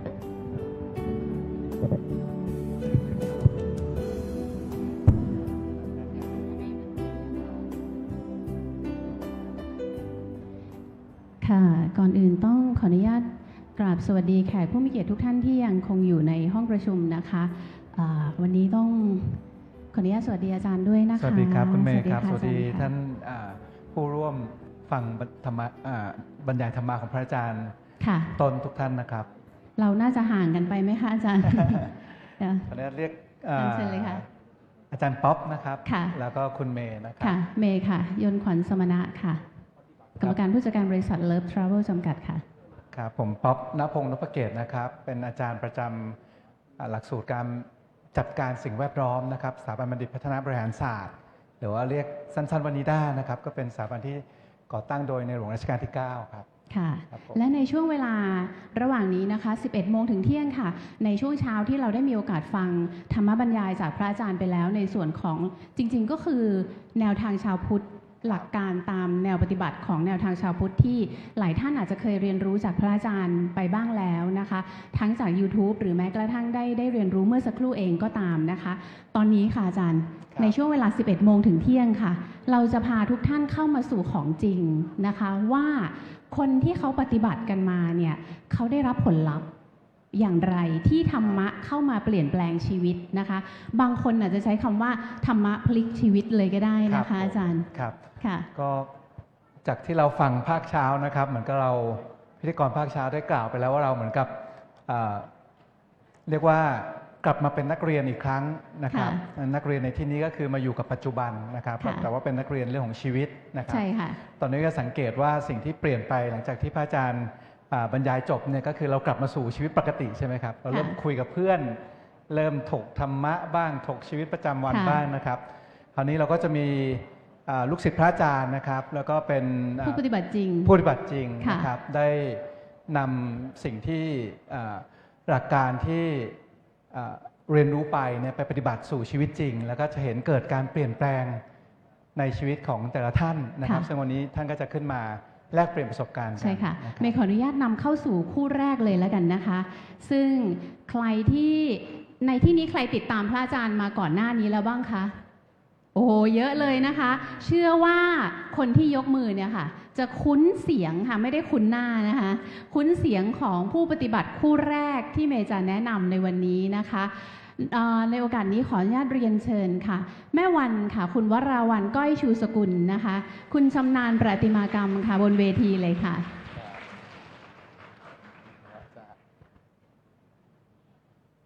อย่างที่เมย์พูดไหมคะมีใครในที่นี้คุ้นเสียงแม่วันในไลฟ์หรือใน YouTube พระอาจารย์บ้างไหมคะยกมือหน่อยนะคะโอ้โหวันนี้แฟนคลับแม่วันมากันเยอะเลยนะคะแม่ขอเสียงปรบมือให้อีกทั้งสองท่านอีกครั้งหนึ่งค่ะคุณชำนาญเชิญค่ะแม่เชิญค่ะละค่ะวันนี้ใครที่ได้ยินเสียงนะคะเราอาจจะไม่แน่ใจเราจะนั่งดีไหมครับหรือว่าจะยืนดีกว่ายืนเรียงค่ะครับได้ครับค่ะขออนุญาตพูดคุยกับแม่วันแล้วก็คุณชำนาญขออนุญาตเริ่มต้นที่แม่วันก่อนนะคะหลายท่านได้ยินเสียงถามแทนใจถามแทนพวกเรามาเยอะละใน YouTube ในคลิปในไลฟ์ของพระอาจารย์นะคะแม่จะเป็นคนถามคำถามให้พวกเรานะคะแต่วันนี้เมย์จะพาทุกคนมาทำความรู้จักแม่วันค่ะว่าให้แม่แนะนำตัวก่อนเลยดีกว่าค่ะว่าแม่เป็นใครมาจากไหนอะไรยังไงบ้างคะก็วันนี้เรามาจากเชียงรายนะคะก็มีคุณเมย์แล้วก็พี่แม่วันแล้วก็คุณชำนาญนี่ครึ่งค่ะเพราะภรรยาอยู่เชียงรายแล้วตัวเองเป็นนครปฐมแต่ตัวเองจริงๆแล้วคุณพ่อก็อยู่นครปฐมนะคะแล้วก็ราชบุรีนะคะแล้วนี้เราก็แม่วันเนี่ยก็คงสงสัยว่าเจอพระอาจารย์ได้ยังไงใช่ไหมคะด้วยความที่ว่าเพราะแม่เป็นวัยวัจกรเมย์ลืมแนะนำค่ะแม่เป็นวัยวัจกรของดอยธรรมนาวาเชียงรายนะคะแล้วก็เป็นคนที่อุปถากพระอาจารย์มานานร่วม14 ปีใช่ไหมคะแม่ใช่ค่ะตั้งแต่ปี53ค่ะวันนี้ลองให้แม่วันเนี่ยเป็นเรียกแม่วันแล้วกันเนาะเป็นพยาบาลค่ะแล้วก็มีคนไข้เป็นพระนะมาป่วยที่ตึกพิเศษสมเด็จย่านะคะเราก็เลยเป็นคนชอบถามพระเป็นอะไรเงี้ยเขามีอาจารย์ใครอะไรเงี้ยแม่วันก็ดันด้นไปเพราะว่าวันนั้นเขาให้กรรมฐานถ้ากรรมฐาน4มาพระองค์เนี้ยเราก็เลยไปหาพระอาจารย์ที่ไหนฮะที่เชียงของใครรู้จักบ้างคะดอยเวียงเกี่ยงนะคะซึ่งหลายๆท่านก็ไปมาแล้วพอไปเสร็จแม่วันก็นิสัยพยาบาลนะซักถามหมดเลยวันเดียวนะข้าวก็ไม่ได้กินเลยนะเที่ยงนั้นหิวมากแต่ว่าก็ต้องอดทนนะแล้วตอนนั้นพระอาจารย์อยู่แบบพระอาจารย์นี่อยู่ยากลำบากมากขึ้นไปก็ยากนะขึ้นบนเนินเขาทางก็แย่อะไรนะวันนี้ถามตกเย็นก็เลยปรงใจแล้วว่าพระอาจารย์สามารถที่จะพูดอย่างนั้นก็ไม่ดีนะคือพระอาจารย์เป็นสามารถคือตัวเองยอมที่จะเป็นลูกศิษย์ของท่านนะแล้วพระอาจารย์ก็ยอมที่จะเป็นอาจารย์ของแม่วันนะจากนั้นก็พาพระอาจารย์ไปรักษาพระอาจารย์ป่วยนะด้วยความเป็นพยาบาลก็รักษาหมดทั้งดอยนะส่วนมากดอยนั้นเป็นดอยที่มันชื้นๆก็เลยความเจ็บป่วยก็มาเยือนนะฮะอันนี้ก็คงสงสัยว่าทำไมแม่วันถึงโปร่งใจเพราะแม่วันเนี่ยมีความทุกข์เหมือนกันนะตัวเองเป็นพยาบาลนะก็ได้หมอเป็น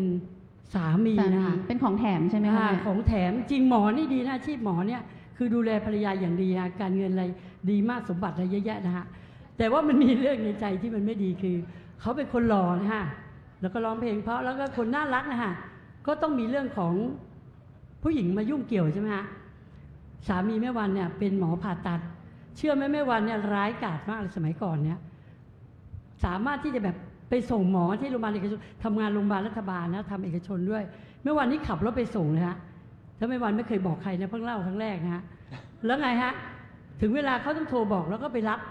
เป็นไงฮะร้ายไหมฮะไม่น่ารักเลยเนาะตอนนี้ก็กุ้มใจก็ทำไงดีอ่ะก็เลยอธิษฐานจิตฮะว่าจะมีใครสักคนหนึ่งไหมที่สามารถมาเปลี่ยนจิตเราเนี่ยที่ทำให้วางใจกับผู้เป็นสามีได้อย่างแบบว่าหมดสิ้นอะไรเงี้ยแล้วไม่นานก็มาเจอพระอาจารย์ต้นนะฮะพระอาจารย์ต้นก็พูดอุปทานขันธ์ห้าเป็นอะไรฮะเป็นทุกข์นะฮะแล้วเป็นฮะโลกอันนี้มันก็เป็นของมันอยู่งั้นแล้วแหละใช่ไหมฮะปล่อยวางเสียให้ปล่อยของเป็นโลกอย่างนั้นตามเดิมใช่ไหมฮะบทนี้รู้จักพระอาจารย์ต้นพระอาจารย์ก็จะพูดถึงกาบบทนี้แม้วันก็มาไข้ควรแล้วก็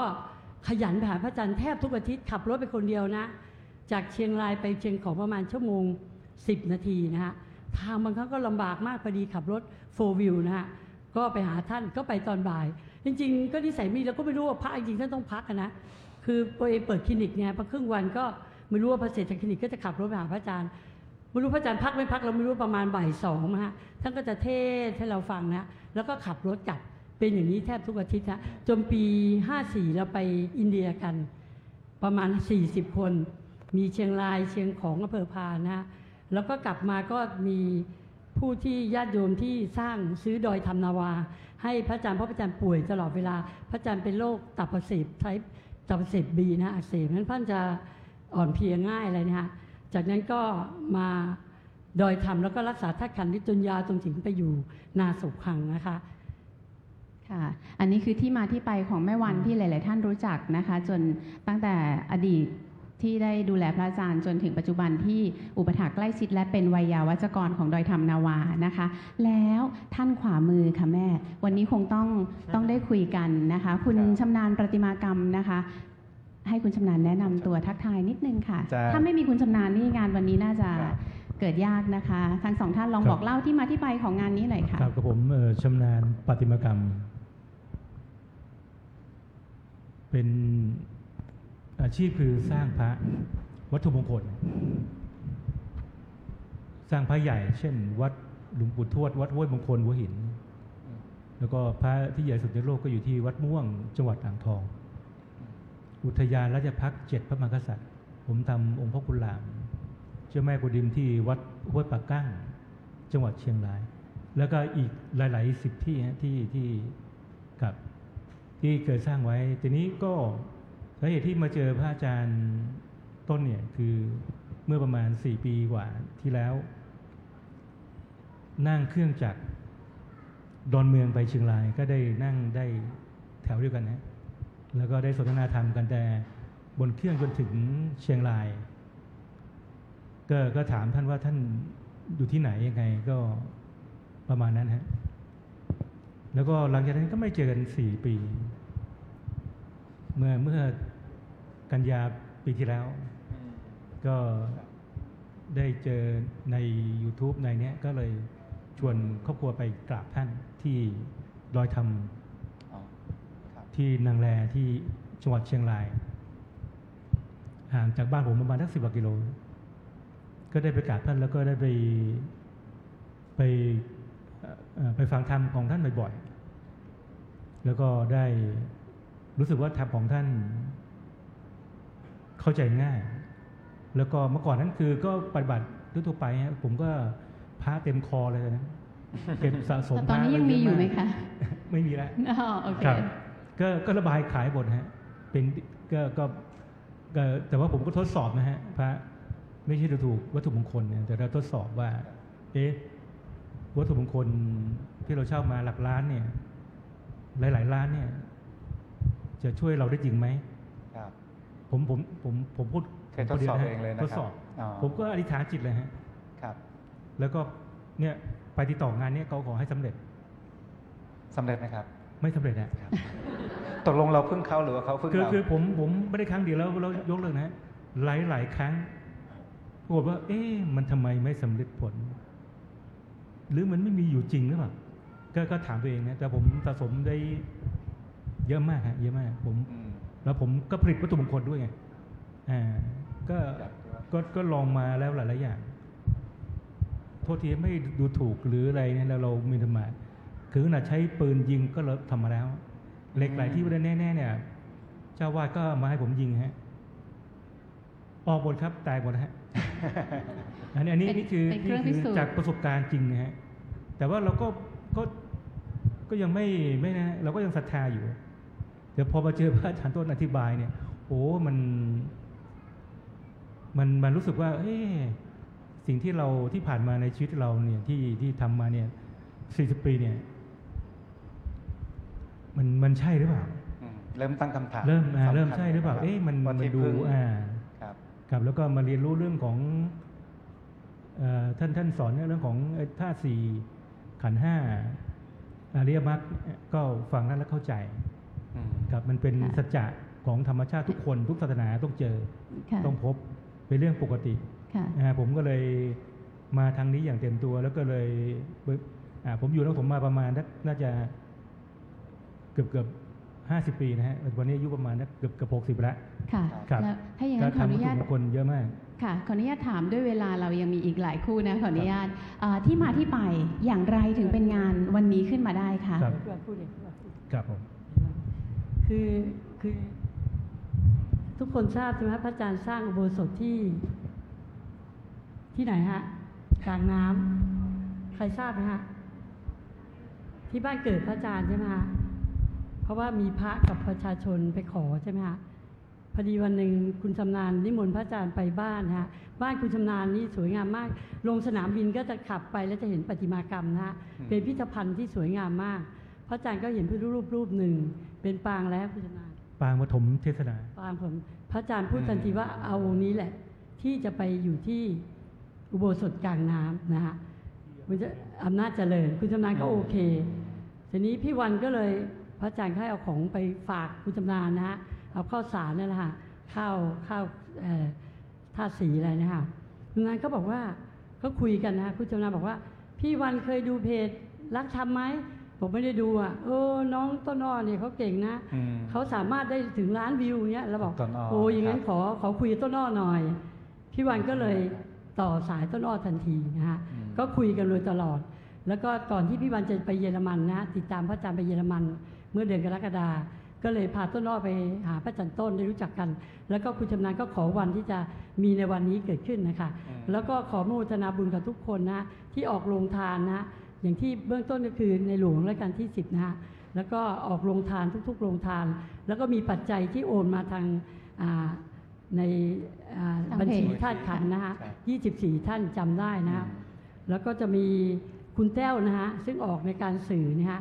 แล้วก็คุณชำนาญเนี่ยเจ้าภาพใหญ่เลยค่ะช่วยในการออกทุนนะฮะที่ถ้าไม่มีคนชำนาญพี่วันก็ไม่กล้าจัดหรอกนะฮะเพราะว่ามันต้องทุกอย่างต้องใช้เงินนะฮะแล้วก็ขอบคุณเพจธรรมสแควร์มูลนิธิธรรมนวาสิกขาลัยแล้วก็พุทธรัตยูชนของกทมนะแล้วทุกท่านที่ไม่ได้เอ่ยนามต้องขอโทษด้วยขออนุโมทนาบุญกับทุกท่านนะโดยสำคัญมีท่านผู้ที่มาร่วมวันนี้ถ้าไม่มีท่านก็ไม่มีวันนี้เช่นกันนะค่ะก็ขอเสียงปรบมือให้ทั้งสองท่านอีกครั้งนะคะขอบพระคุณค่ะขอบคุณคุณชำนาญและแม่วันอย่างยิ่งนะครับที่มาแลกเปลี่ยนประสบการณ์ครับคู่ต่อไปแล้วค่ะอาจารย์คู่ต่อไปนี่น่าสนใจนะคะวันนี้มี3คู่ด้วยกันที่จะมาแชร์ประสบการณ์ที่ค่อนข้างหลากหลายนะคะว่าธรรมะเข้าถึงแล้วพลิกชีวิตได้อย่างไรนะคะไม่เชื่อว่าหลายท่านจะเอาไปปรับใช้กับชีวิตตัวเองได้นะคะน้องน่าจะอยู่ตรงนี้แล้วนะคะขอเสียงปรบมือให้กับน้องขวัญและก็คุณแม่ด้วยค่ะเรียนเชิญค่ะตอนนี้เราจะได้พบกับผู้ปฏิบัตินะคะแล้วก็เป็นคู่แม่ลูกนะครับที่ปฏิบัติทั้ง2 generation น่าจะเป็นต้นแบบนะครับให้กับหลายๆครอบครัวเป็นแรงบันดาลใจนะครับวันนี้เชิญน้องขวัญและคุณแม่นะครับ 3 คู่ให้ได้เรียนรู้เรื่องราว ครับ หนึ่งในนั้นก็จะมีคุณริซ่าและคุณโจอี้ด้วยนะคะ เดี๋ยวจะมีโอกาสได้ฟังประสบการณ์ตรงจากหลาย ๆ ท่านค่ะ ครับ ตอนนี้เราอาจจะต้อง แต่ละคู่เราก็จะมีเวลาประมาณสัก ใช่ 8 ประมาณ นาที 5 ถึง 5 นาที 5 เบื้องต้นนะคะ 5 5 ถึง นาที 8 นาที ตอนนี้เรา ได้ คงต้องปล่อยเวทีให้น้องขวัญแล้วนะคะ ฝาก ครับ ด้วยนะคะน้องขวัญ ครับ ค่ะ ขอบคุณน้อง ค่ะก็สวัสดีค่ะน้องขวัญนะคะ แล้วนี่ก็คุณแม่หลิวค่ะ ก็เป็นลูกศิษย์ของพระอาจารย์ต้นค่ะ แล้วหนูก็อยู่ในพุทธยุวชนด้วยค่ะ สิ่งที่อยากจะมาแชร์ในวันนี้นะคะ ก็จริงๆมันมีหลายเรื่องมากๆที่แบบพลิกชีวิตของหนู แต่เรื่องที่ใกล้ตัวที่สุดแล้วหนูรู้สึกว่า ถ้าไม่ได้เจอพระอาจารย์ชีวิตหนูคงแย่ ชีวิตหนูกับแม่ก็คงแย่อะไรอย่างเงี้ยค่ะ ก็เป็นเรื่องที่เกี่ยวกับการสูญเสียคนในครอบครัวค่ะ ขอเกริ่นก่อนนะคะ คือคุณพ่อของหนูเนี่ยอดีตเคยเป็นนับถือศาสนาอิสลามมาก่อน ส่วนคุณแม่เป็นคริสต์มาก่อนค่ะ แล้วพอได้มาครองคู่กันนะคะ ก็เปลี่ยนมาเป็นพุทธ แต่มีเหตุค่ะ มีเหตุของการที่ได้เปลี่ยนศาสนา คือคุณพ่อตอนที่เด็กๆอะค่ะ คุณพ่อเหมือนเคยจิตหลุดไปเห็นสวรรค์ เห็นนรก เห็นคนที่ญาติที่เสียชีวิตไปแล้วอะไรเงี้ยค่ะ แล้วก็เหมือนได้ใช้วิบากกรรมอะไรเงี้ยค่ะ ก็เลยทำให้คุณพ่อเริ่มกลัวในบาปบุญคุณโทษ แล้วก็หันมาสนใจในศาสนาพุทธนะคะ แล้วก็ได้เจอตอนแรกได้เจอหลวงพ่อวิริยังก่อนค่ะ แล้วก็ได้เรียนสมาธิ จนคุณพ่อเนี่ยสามารถล่วงรู้เห็นอดีต เห็นอนาคตได้ แต่สิ่งหนึ่งที่พ่อพูดกับหนูก็คือ พ่อเหมือนคนความรู้ท่วมหัวเอาตัวไม่รอดเลย คือรู้เรื่องของคนอื่นไปหมดเลย แต่ตัวเองก็ยังทุกข์อยู่อะไรเงี้ยค่ะ บ้านของหนูนะคะ ก็ชอบที่จะทำบุญทำทานถือศีลปฏิบัติธรรมค่ะ แต่ว่าก็ไม่ได้อยู่ในระดับของปัญญา อยู่ในระดับของความดีค่ะ แล้วหนูก็เคยหลงผิด หนูก็เคยหลงว่า ถ้าเราบุญเยอะ เราต้องทำอะไรสำเร็จทุกอย่างสิ เราต้องไม่ทุกข์สิ เราบุญเยอะไม่เป็นไรหรอก เราคงไม่เจออะไรที่มันไม่ดีหรอก โดยหนูก็ไม่ได้เตรียมใจในเรื่องของการสูญเสียแบบกระทันหันไว้เลย เพราะว่าเชื่อว่าคุณพ่อก็ทำบุญมาดี คุณแม่ก็ทำบุญมาดี แต่ความตายมันพรากเขาไปจากเราได้ทุกเมื่อค่ะ จนกระทั่งมาเจอพระอาจารย์ต้นเมื่อปี64-65ประมาณนี้ค่ะ ก็ได้เจอกับพระอาจารย์ แล้วพระอาจารย์ก็แนะนำให้ระลึกถึงพระรัตนตรัย แล้วก็ท่องธาตุนะคะ พิจารณากายประมาณนี้ค่ะ ก็ทำมาเรื่อยๆ แต่ทำแบบเลาะแหละทำแบบขี้เกียจ ช่วงนั้นคุณพ่อก็ยังมีชีวิตอยู่ก็ได้แบบแนะนำให้คุณพ่อทำด้วยค่ะ หนูเป็นคนขี้เกียจค่ะ แล้วก็เป็นคนที่เชื่อมั่นว่าแบบเดี๋ยวผลบุญก็อำนวยให้เราบรรลุธรรมเองแหละ เดี๋ยวผลบุญก็ช่วยให้เราสมหวังเองแหละอะไรเงี้ย แต่ขาดการลงมือทำอันนี้หนูยอมรับค่ะ และแต่ว่าสิ่งที่เราสะสมมาเรื่อยๆแบบขี้เกียจเนี่ยแหละค่ะ มันไม่ได้สูญหายไปไหน เมื่อต้นปีที่ผ่านมาคุณพ่อหนูป่วยอาการโคม่าเป็นสโตรกค่ะ แล้วก็เกิดภาวะอะฟิเซียคือสื่อสารไม่ได้ คือเขาอาจจะเข้าใจนะคะ แต่เขาพูดออกมาเป็นคำพูดไม่ได้ แล้วก็หลงลืมบ้างอะไรบ้างอย่างเงี้ยค่ะ หนูก็เลยปรึกษากับพระอาจารย์ พระอาจารย์ให้คุณพ่อท่องพุทโธเมนาโถให้ท่องตามหนูค่ะ พุทโธเมนาโถธัมโมเมนาโถสังโฆเมนาโถท่องแบบเนี้ยค่ะ อยู่ประมาณ3 วัน คุณพ่อหายค่ะ ความจำกลับมาทุกอย่างค่ะ หนูก็เลยบอกพระอาจารย์ไปขอบพระคุณพระอาจารย์มากค่ะ แล้วก็ผ่านไปไม่นานค่ะ คุณพ่อก็เกิดภาวะไตวายทำให้ทุกอย่างมันเสียการทรงตัวหมดเลย แล้วก็ระบบข้างในมันล้มเหลวไปหมดแล้ว คือเขาทำอะไรไม่ได้แล้วสวดมนต์ไม่ได้แล้วอะไรไม่ได้แล้วอะไรเงี้ยค่ะ ก็หนูก็ทำหน้าที่ลูกอย่างสุดกำลัง หนูก็ตอนแรกจิตมันปรุงมากค่ะ มันฟุ้งไปอดีตสังขารมันปรุงสังขารมันปรุงไปอนาคตไปก่อนว่า ถ้าพ่อเป็นอย่างนี้เราจะต้องอย่างนี้แล้วแม่ก็จะต้องทุกข์แล้วคนนั้นก็จะอย่างนั้นคนนี้ก็จะอย่างนี้ คือต้องบอกก่อนว่าขอขั้นนิดนึงนะคะคุณยายหนูเสียชีวิตก่อนคุณพ่อประมาณ7 วันคุณยายแท้ๆก็คือคุณแม่ของแม่หลิวอะค่ะแล้วตอนนั้นหนูดูแลคุณพ่อคนเดียวหนูปิดบังแม่ทุกอย่างไม่ให้แม่รู้ว่าพ่ออาการหนักแค่ไหนแม่ก็ไปดูแลยายอยู่ที่จันทบุรีค่ะยายเข้าห้อง ICU เหมือนกันฝั่งหนูก็เป็นคุณพ่อที่อยู่ห้อง ICU เหมือนกันหนูบอกใครไม่ได้เลยค่ะหนูมองไปทางไหนมันมีแต่ทุกข์ไปหมดเลยมันอับจนหนทางไปหมดเลยหนูไม่อยากให้แม่เป็นภาวะซึมเศร้าไม่อยากให้พี่ชายต้องมาเสียงานต้องมาเครียดเพราะพี่ชายก็ต้องหาเงินเข้าบ้านเหมือนกันส่วนแม่ก็ไม่รู้ค่ะไม่รู้ว่าคุณพ่อแบบอาการคือจะไปแล้วอะไรเงี้ยค่ะแล้วก็คุณยายก็มาเสียชีวิตแม่ก็ไปงานศพของคุณยายพอกลับมาก็กลายเป็นได้มางานศพของพ่ออีกงานหนึ่งคุณพ่อหนูก่อนที่จะเสียชีวิตอะค่ะหนูทักไปหาพระอาจารย์ต้นค่ะบอกว่าคุณพ่อหนูแบบจะไม่ไหวแล้วอะไรเงี้ยค่ะแต่วันนั้นเป็นวันเกิดของคุณพ่อพอดีหนูขอพรให้คุณพ่อหน่อยได้ไหมคะแล้วพระอาจารย์ก็ไว้เสียงมาค่ะพระอาจารย์ไว้มาประมาณว่าถึงร่างกายจะทุกข์แต่จิตใจมันไม่ต้องทุกข์ไปกับร่างกายก็ได้แล้วก็พระอาจารย์ก็ขออำนาจพระพุทธพระธรรมพระสงฆ์จงมารองรับดวงจิตของคุณพ่อประมาณนี้ค่ะคุณพ่อเสียจังหวัดนั้นพอดีเลยหนูมองค่าอัตราการเต้นของหัวใจของคุณพ่อมันค่อยๆลดลงในช่วงที่พระอาจารย์อวยพรพอดี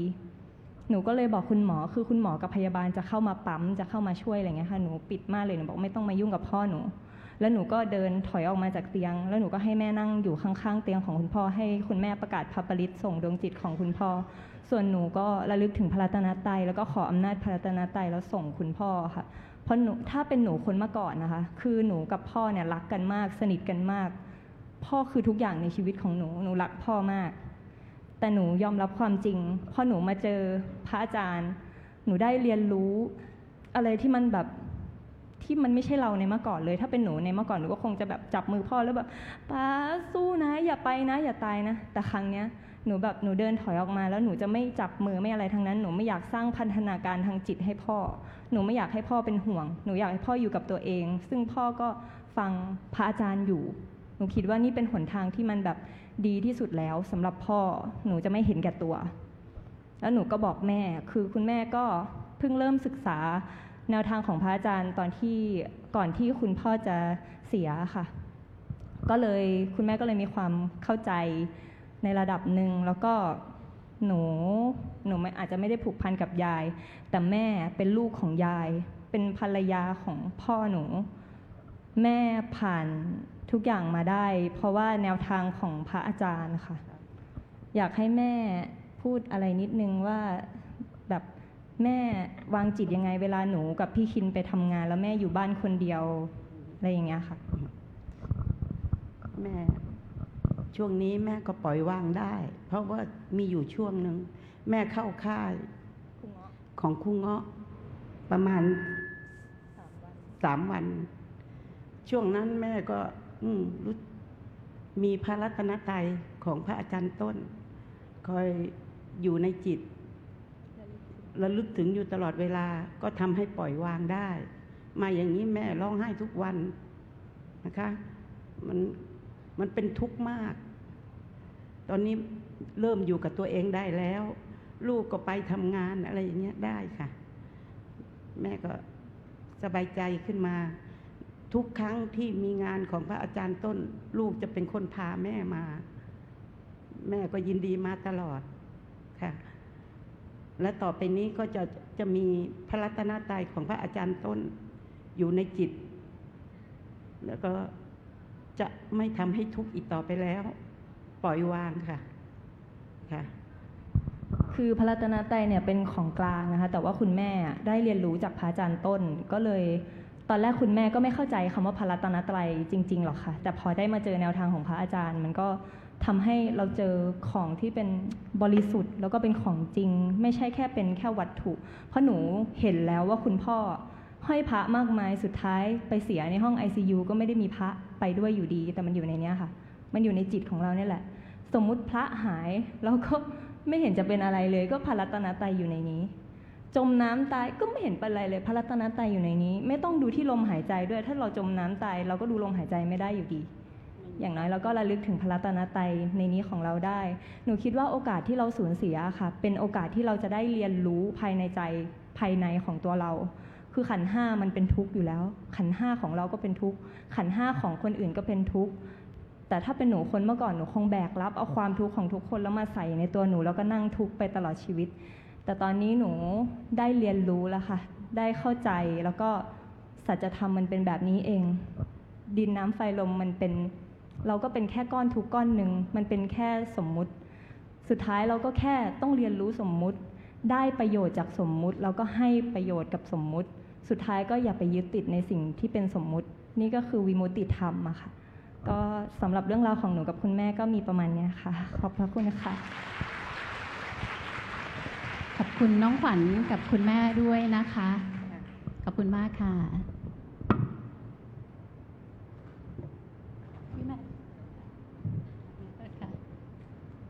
ขอบคุณมากค่ะเป็นยังไงบ้างคะนี่คู่แรกนะคะที่คู่ที่สองคู่ที่สอง สัญญาที่ใช่ค่ะเป็นคู่ที่สองที่ได้ขึ้นมาบอกเล่าเรื่องราวที่ได้สิ่งดีๆและได้เรียนรู้จากการได้นำมาสู่จิตแล้วก็กายตัวเองนะครับแล้วก็เอามาใช้ในประโยชน์ในชีวิตประจำวันจริงๆนี่คือสิ่งที่พระพุทธเจ้าท่านค้นพบนะครับแล้วก็ผ่านพ้นแล้วก็ถ่ายทอดมาสู่พระอาจารย์ต้นแล้วก็ถ่ายทอดให้พวกเราอีกทีหนึ่งนะครับต่อไปก็คงไปสู่คู่ที่3คู่ที่3ค่ะเป็นไฮไลท์คู่นี้น่าสนใจค่ะคู่นี้จะเป็นเรื่องราวที่เมื่อมนุษย์เราเกิดมาแล้วพร้อมกับความไม่รู้ความไม่รู้นำมาสู่ความทุกข์ที่สุดท้ายแล้วความทุกข์ก็จะบีบคั้นจนถึงที่สุดของความทุกข์ที่มันบีบคั้นมันก็จะส่งผลมาเป็นผลลัพธ์ที่มากมายอยู่ในสังคมในปัจจุบันนี้นะคะนั่นก็คือเรื่องของโรคซึมเศร้านะคะในโอกาสนี้แล้วโรคซึมเศร้ามันไม่ได้ทำร้ายแค่ตัวเองนะคะมันกัดกินทุกคนที่อยู่รอบตัวเดี๋ยววันนี้คู่ที่3เนี่ยแหละค่ะจะมาบอกเล่าเรื่องราวเหล่านี้นะคะว่าทุกที่มันบีบคั้นมันส่งผลขนาดไหนแล้วพระรัตนตรัยทำงานอย่างไรกับจิตใจค่ะอาจารย์ขอเรียนเชิญพี่นินะคะแล้วก็น้องทอฝันลูกสาวนะคะขึ้นบนเวทีเพื่อบอกเล่าเรื่องราวดีๆให้กับพวกเราค่ะครับโอเคเรียนเชิญพี่สนิตานะครับหรือพี่นิของเราแล้วก็น้องทอฝันนะครับเป็นเชิญเลยครับ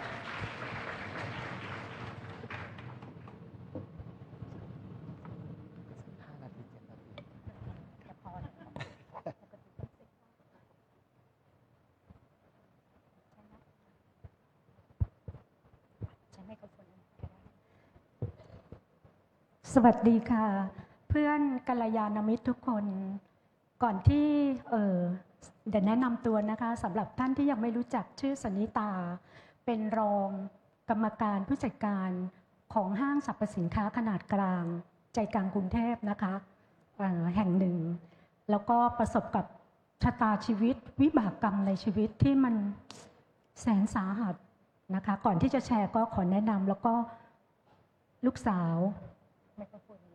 ชื่อน้องทอฝันนะคะก็เป็นส่วนหนึ่งของวิบากที่เราได้เจอและเราทำยังไงถึงได้หลุดพ้นจากวิบากตรงนี้ได้ค่ะของนี้เนี่ยต้องบอกว่าก่อนอื่นขอถามในนี้ใครเป็นซึมเศร้าบ้างคะมีไหมเอ่ยยกในใจก็ได้นะคะยกในใจก็ได้แต่นี่เนี่ยเป็นโรคซึมเศร้ามาประมาณ20 ปีเต็มๆที่ต้องแบกกับความทุกข์ที่ไม่สามารถที่จะถ่ายทอดได้แล้วความทุกข์ที่เป็นซึมเศร้าเนี่ยมันจะมี2 อย่างหนึ่งก็คือเกิดจากสมองที่มันขัดความสมดุลในฮอร์โมนบางชนิดหรืออีกประเภทหนึ่งก็คือมีเหตุการณ์บางเหตุการณ์ที่มันมากระแทกจิตเราอย่างแรงแล้วจิตเราก็ดิ่งลงในหลุมดำเลยดิ่งลงไปลึกมากต่อให้ใครอยากจะช่วยเราเพื่อนครอบครัวพี่น้องคุณหมอส่งอุปกรณ์ทุกชนิดไม้เชือกแล้วให้เราพยายามไต่ขึ้นมาหรือดึงขึ้นมาอยากจะบอกเลยค่ะว่าไม่มีทางผู้ที่เป็นโรคนี้เป็นโรคที่น่าสงสารมาก แล้วมีสิ่งเดียวที่คุณจะหลุดพ้นจากหลุมดำอันมืดเว้งว้างตรงนี้ได้เนี่ยวิกฤตตรงนี้คุณต้องลุกขึ้นมาด้วยตัวของคุณเองเหมือนอย่างนี้20 ปีเนี่ยได้อาศัยยาจากคุณหมอที่เก่งที่สุดไม่ว่าจะเป็นดังๆระดับท็อป1 ใน 3 20 กว่าปีรักษามาหมดสิ่งที่ช่วยบรรเทาได้ก็คือมันเป็นเพียงยาที่ระงับอาการชั่วคราวนิดดิ่งมากขนาดที่ไม่อยากใช้ชีวิตอยู่ดิ่งมากขนาดที่ไม่สามารถควบคุมตัวเองได้ต้องอาศัยแวลเลียมกินมันแรงมากกินเพื่อที่จะให้ลืมความทุกข์ทุกสิ่งทุกอย่างแล้วก็ตื่นมาแน่นอนค่ะความทุกข์บรรเทาลงแต่มันไม่หายเราก็ยังต้องเผชิญกับมันแล้วก็กินใหม่แล้วก็หลับแล้วก็กินแล้วก็หลับจากคุณแม่ที่เคยเป็นคุณแม่ตัวอย่างคุณแม่ที่สามารถที่จะทำทุกอย่างเพื่อลูกไปรับลูกเรียนพิเศษทุกวันเสาร์อาทิตย์มีโปรแกรมให้ลูกตลอดซึ่งจริงๆอันนี้เป็นสิ่งที่ไม่ถูกต้องนะคะแต่นั่นคือสิ่งที่เราทำแล้วเรารู้สึกว่ามันใช่มันเป็นคุณแม่ที่ดีแล้วเราทำได้แต่วันหนึ่งพอนี้เป็นซึมเศร้านี่ไม่สามารถทำอะไรได้เลยค่ะได้แต่ร้องไห้แล้วก็ร้องไห้มีคำถามในใจว่าทำไมแล้วก็ทำไมเราถึงเป็นอย่างนี้ทำไมเราต้องเกิดขึ้นกับเราแล้วเราจะหลุดพ้นจากตรงนี้ได้ยังไงมีแต่ทำไมวนอยู่แค่นี้ค่ะอิกนอสังคมทั้งหมดไม่สามารถเข้าสังคมได้เลยไม่กล้าแม้กระทั่งรับโทรศัพท์ร้องไห้ถ้าโทรศัพท์ดังจนกระทั่งวิบากนี้ไปกระทบกับลูกจะกลับบ้านคนสุดท้ายเสมอเพราะแม่มัวแต่กินแวลเลียมในบ้านจนกระทั่งผู้ปกครองต้องนำลูกมาส่งแล้วก็บอกพี่ทุกทีต้องรับต้นไม่เกินคนที่5คนสุดท้ายเลยค่ะพี่น้องทอฝันน่ะเหมือนจะเป็นซึมเศร้าหรือเปล่าพี่ลืมรับน้องหรือเปล่าน้องก็ไปเฝ้ามองพ่อแม่คนอื่นที่เขามารับในภาวะนั้นเนี่ยมันเป็นภาวะที่ทรมานมากเราไม่สามารถทำอะไรได้เลยเหตุการณ์นั้นเนี่ยมันทำให้เรารู้ว่าความทุกข์เนี่ยมันหนักหนาสาหัสเราหาวิธีการเยียวยาทุกวิธีการไม่เคยได้ผลจนกระทั่งเราสามารถมาพบกับแนวทางของพระอาจารย์ต้นมันเป็นสิ่งที่มหัศจรรย์มากซึมเศร้าเนี่ยมันเป็นอยากจะบอกว่าอาการมันหนักขนาดไหนเวลาอยู่บนเตียงจะกอดตัวเองแล้วก็โยกไม่ฉันไม่กินยาฉันไม่อยากกินยาเหมือนในหนังเลยนั่นคือชีวิตจริงของผู้ที่เป็นโรคนี้นะคะใจหนึ่งอยากหายแต่อีกใจหนึ่งไม่อยากกินยาเพราะพี่สาวเป็นมา30 กว่าปีแล้วก็ติดยาทุกๆ4 ชั่วโมงต้องกินไม่ฉันไม่อยากกินยาทนทุกข์อยู่ตรงนั้นเป็นเวลาหลายปีแล้วก็ยืดยาวออกมาจนกระทั่งมาพบแนวทางพระอาจารย์ต้นอยากจะบอกว่าแค่ยา2 เม็ดค่ะที่นี้ได้รับจากพระอาจารย์ต้น 1. พระรัตนตรัยสร้างกุศลให้รองรับจิตกุศลที่เรามีมาทั้งหมดในชีวิตมันถูกดึงขึ้นมาใช้มันจากการกระทำของเรานี่แหละถูกดึงขึ้นมาใช้ยาเม็ดที่2ก็คือการทักอารมณ์เพียงแค่ยา2 เม็ดนี้เรายังไม่ต้องเข้ากระแสเลยค่ะเพื่อนๆแค่ยา2 เม็ดนี้สามารถให้อาการซึมเศร้าที่เป็นมา20 กว่าปีเนี่ยรักษามาทุกหมออันดับ1ของประเทศไทยทั้งนั้นหายได้แล้วไม่นานนี้ก่อนที่จะไปที่อเมริกาก็ได้ไปพบหมอเพราะต้องไปติดยาทุกครั้งไปต้องติดยาไปหมอก็ยืนยันว่าคุณหายแล้วอันนี้คืออันที่1การเป็นซึมเศร้าเนี่ยมันจะมีแพ็กเกจเสริมที่ติดมากับซึมเศร้าก็คือแพนิคนี้เป็นแพนิครุนแรงมากเป็นแพนิคชนิดที่ว่าขึ้นเครื่องบินถ้าหากไม่ได้กินยาบรรเทาความกลัวบรรเทาอาการจากจิตเราความวิตกกังวลซึ่งมันจะวิ่งเป็นลูปแบบนี้กลัวกระโดดกลัวจะมองไปรอบเครื่องบินหาหน้าต่างฉันจะกระโดดลงหน้าต่างไหนดีนั่นคือครั้งแรกที่เรามีความรู้สึกแล้วทุกครั้งก่อนเกิดความรู้สึกมันจะมีไฟฟ้าสถิตที่เกิดขึ้นตามตัวเราจะรู้เลยว่าอาการแพนิคมันมาแล้วจากนั้นก็เลยต้องกินยาทุกครั้งที่ขึ้นเครื่องบิน เวลาไปอเมริกาหรือไปประเทศไหนก็ตามต้องกินทุก4 ชั่วโมงกินทั้งกลัวทั้งให้หลับทั้งผ่อนคลายกินครบ4 ชั่วโมงหลับตื่นมากินอย่างเงี้ยจนกระทั่งถึงเป้าหมายนั่นคือความรุนแรงของแพ็กเกจเสริมจากซึมเศร้าผู้ที่เป็นหนักๆจะมีแพ็กเกจตามมาแพนิคตัวนี้เนี่ยมันทำให้นิเนี่ยทิ้งตั๋วเครื่องบินยุโรปเอเชียเยอะแยะเลยเมื่อนิเกิดจิตวิตกกังวลว่าตัวเองจะไม่ปลอดภัยเพราะอะไรคะเพราะว่านิยึดขันไม่อยากให้ขันนี้เนี่ยมันเป็นอะไรเรายึดมันเป็นการยึดที่ร้ายกาจมากเลยซึ่งเราไม่รู้เพราะเรามีอวิชชาเต็มไปหมดเราก็ยึดแล้วเราก็ทิ้งตั๋วเครื่องบินนั้นทิ้งเครื่องบินนั้นพอมาพบกับพระอาจารย์ต้นยา2 เม็ดนี้มันไม่ใช่แค่ช่วยเรื่องซึมเศร้ามันช่วยแพนิคด้วยเมื่อเดือนกรกฎานี้ไปอเมริกาไปเยี่ยมลูกแล้วก็ไปอยู่ประมาณเกือบเดือนหนึ่งขากลับเนี่ยมีข่าวสิงคโปร์แอร์ไลน์ตกหลุมอากาศคนตายไป2 คนแล้วบาดเจ็บมากสาหัสด้วยนะคะที่ไม่ได้ออกข่าวบังเอิญนี้ไปรู้นิดหนึ่งบาดเจ็บกระดูกสันหลังหักเป็นอัมพาตทั้งชีวิตหลายคนโดยเฉพาะเด็กอายุ20ต้นเองก็เป็นอัมพาตทั้งชีวิตมันรุนแรงมากซึ่งถ้าเป็นแพนิคทั่วไปก็คือฉันไม่กลับแล้วเมืองไทยฉันอยู่กับลูกเลยนั่นคือสิ่งที่นี้มีปัญญาแค่นั้นในการตัดสินใจเพราะไม่อยากให้ธาตุขันธ์นี้ได้รับอันตรายมันเป็นการยึดการป้องกันแต่ด้วยความที่นิมีพระรัตนตรัยยาเม็ดแรกแล้วก็มีการทักอารมณ์ยาเม็ดที่2ของพระอาจารย์ต้นนี้มีความเข้มบอกนิดนึงว่าผู้ที่มีรัตนตรัยแนบจิตเนี่ยมันจะมีความมั่นคงจากภายในมันไม่ได้เป็นการแค่กินยาแล้วหายนะคะอย่างที่นี่เคยเป็นมันรักษาเข้าไปถึงต้นตอของหัวใจเราจะรู้สัจธรรมแห่งความทุกขสัจจะเนี่ยเราจะซึ้งมากแล้วเราก็จะรู้ว่าเราจะบริหารทุกอย่างไร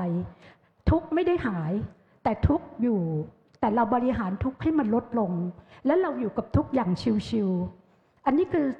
อานิสงส์ของการปฏิบัติตามแนวทางพระอาจารย์ต้น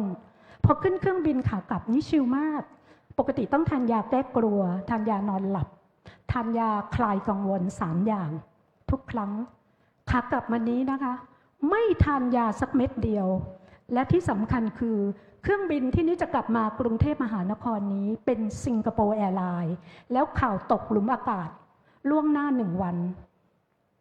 แพนิคนี้หายขาดค่ะนี่ไม่ต้องอาศัยยาเลยนี่สามารถมาถึงกรุงเทพมหานครด้วยความปลอดภัยแล้วก็รู้อย่างเด็ดขาดเลยว่า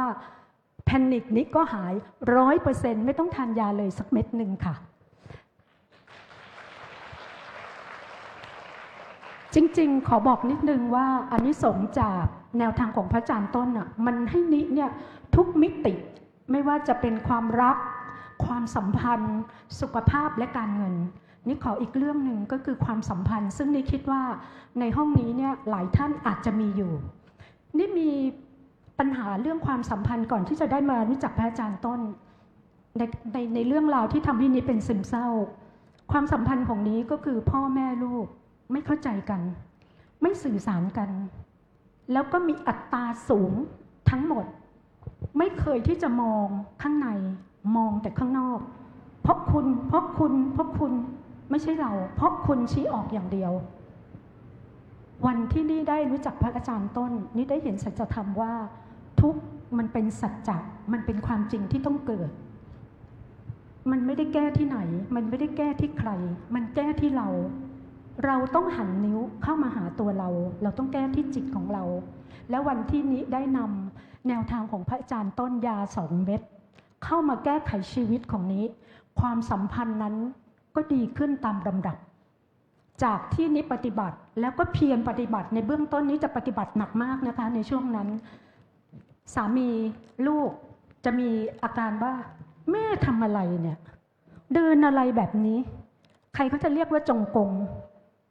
มไม่ได้เดินแบบนี้มันต้องยกย่างก้าวแต่เรามีความมั่นคงค่ะอยากจะบอกว่าถ้าเราเห็นแล้วว่าเป้าหมายเราคืออะไรจิตเราต้องมั่นคงเราไม่หวั่นไหวกับเสียงรอบข้างเรายังเพียรปฏิบัติเราก็ปฏิบัติตามแนวพระอาจารย์ประกาศพระปริต ใครก็ประกาศแบบนี้สวดมนต์ก็ไม่สวดแปลกความสัมพันธ์ที่มันไม่ค่อยดีมาแต่ต้นเนี่ยมันก็สร้างความอคติมากมายไม่ยอมรับไม่เป็นไรนิเพียรปฏิบัติตั้งใจแล้วก็ปฏิบัติจนกระทั่งนิมีการเปลี่ยนแปลงพอนิมีการเปลี่ยนแปลงมันสะเทือนถึงคนรอบข้างสามีก็ไปแอบปฏิบัติเองแอบอ่านบทของพระอาจารย์เองแอบไปดูคลิปเองส่วนลูกก็เข้าใจมากขึ้นแล้วจนในที่สุดตอนนี้ค่ะลูกกับคุณพ่อก็มาอยู่ในห้องนี้แล้วค่ะความสัมพันธ์ได้แปรเปลี่ยนไปอย่างดีมากเลยค่ะอาจารย์ค่ะ ลูกสาวยังไม่ได้พูดเลยครับขอลูกสาวเอาสัก3 คำสั้นๆก็ได้ครับหรืออะไรสักครับก็สั้นๆเลยเหรอก่อนหน้าที่คุณแม่ได้มาเจอกับแนวทางพระอาจารย์ต้นเนี่ยความสัมพันธ์มันจะไม่ค่อยดีเลยเพราะว่าหนูจะคิดว่าคุณแม่พูดอะไรก็พูดไม่รู้เรื่องพูดแล้วมันก็เหมือนทะเลาะกันตลอดเลย